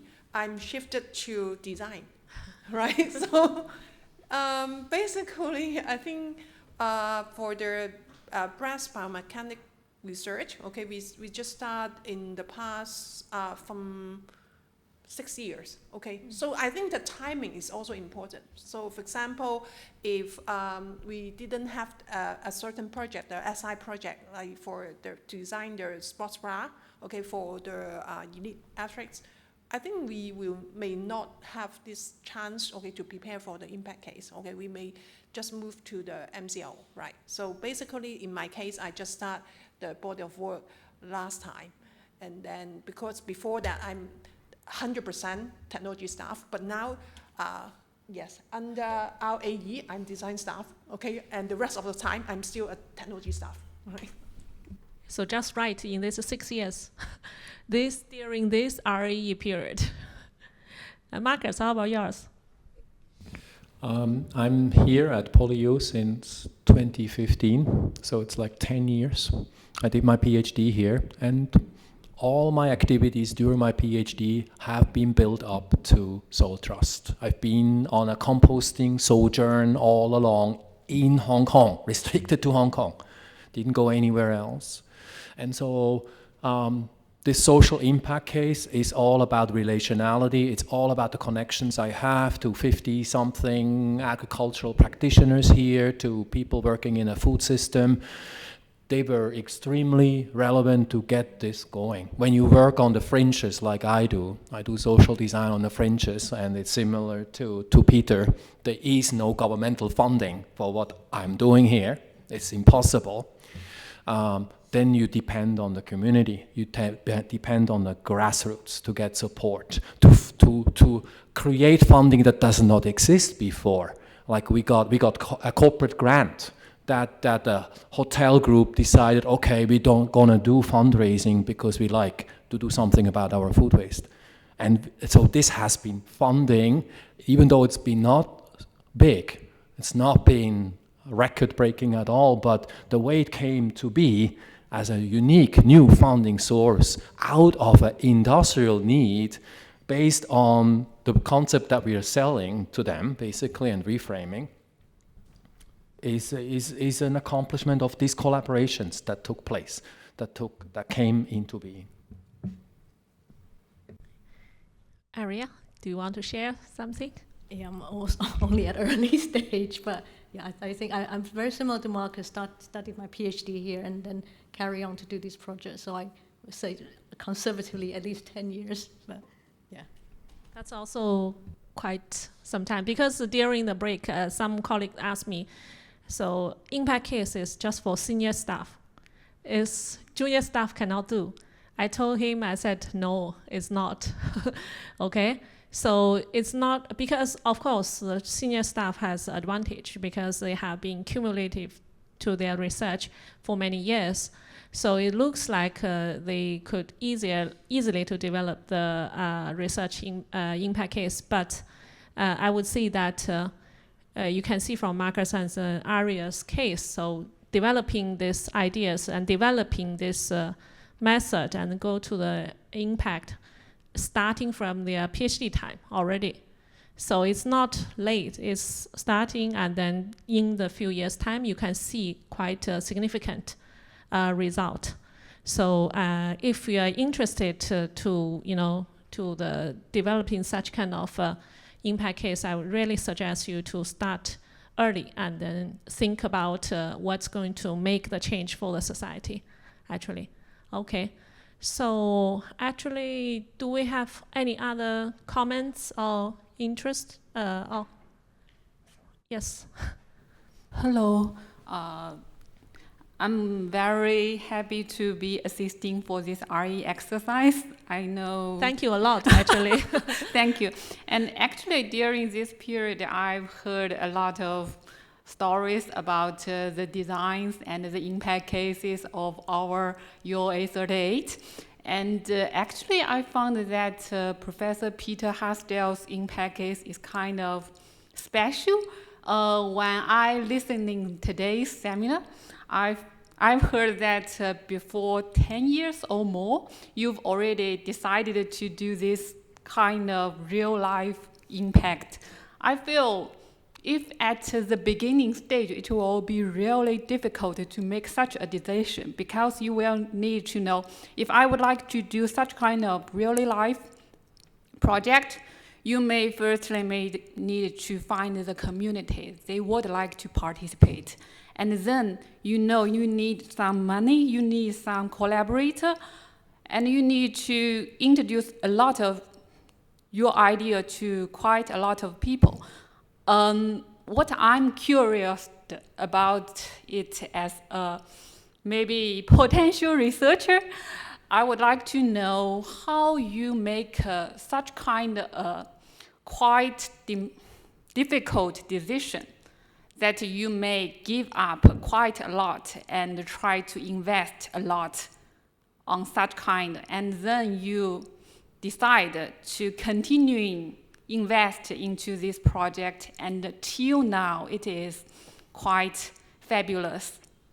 Can you introduce this story a little bit more at its beginning stage? Oh, sorry. Many years ago, I was living in Canada. I was working, in a university in the middle of Canada. And then I got a job offer in another university in the States. This university is not very good. It's called Auburn University, but they had this kind of outreach studio called Rural Studio. I couldn't take the job because it didn't pay enough at that time. So then I moved to Hong Kong. But this kind of work, I have interest that goes all the way back to when I first started teaching in 1994, if you like. So like Anthony's comment, yes, it does come from teaching, does have some relationship, but it's kind of interest that builds up. Anyway, for Insitu Project, then I have a kind of choice. I've just been working on the Hong Kong-Shenzhen border book. We've been doing a lot of research. We've been going to the border area, interview a lot of people, go in the closed area, go across the border, find out, and so on.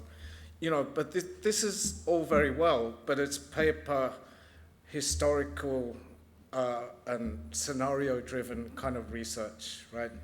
So I wanted to actually do something where that's not the main thing you do. So, but for me, it was just a jump. I had, in total, I've had official funding from School of Design, 2 DGRFs, one which was 86,000, the other one which was 70,000. That's total funding, right, and a research orientation. So if we don't have other funding, then what do we do? So yes, okay, some investment of my own salary, which is not advisable. If my researcher, terminates next month, and the difference between him or her finishing is that I reach in my pocket and pay 14,000 so that he can continue being on site in Sichuan, in Miaosha, then that's what I do, right? Or Roy in this case, he needs the effort to come back, or that kind of thing. And then you struggle around, you look for other funding, and then you say, okay, let's collaborate, let's make an application to, say, Keswick Foundation, which funds social research. And they might say, well, yeah, we give you a little bit, but we're not going to give you everything. So then you look somewhere else.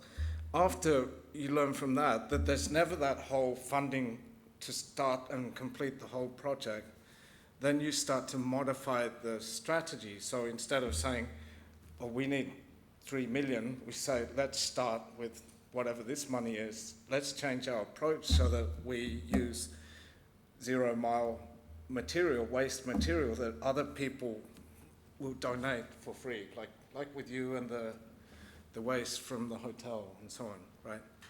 So this is actually folded into the sort of approach in this way. Yeah.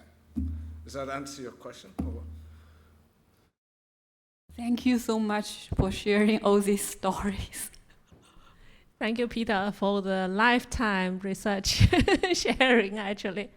Okay, thank you all the speakers and also all the audience. And then I think it's almost time.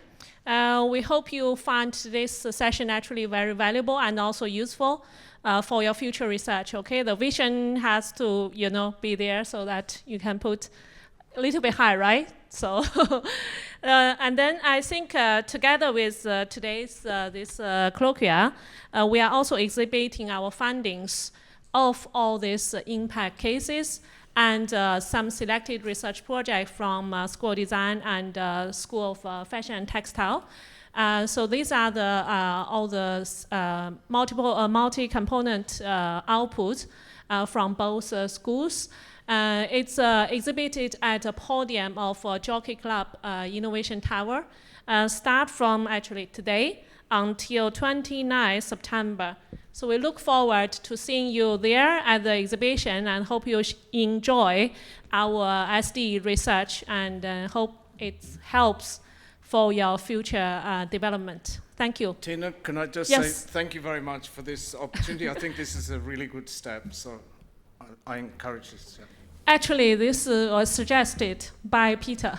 So yes, it's a very good. I heard this. I said yes, this is a very good chance to showcase. I thought we just meet in the little room. Yes, you put a little light, but I make it true. Yes, so I really I think Peter suggests that okay, we should show our research. I fully agree, and then I think although it's starting from little money, right? And then but goes to the I want to show the word that design research can also go big and then have a very significant impact to the society, and then so that's comes to this this colloquia. Yes, thank you, Peter. Thank you, everyone. Yes.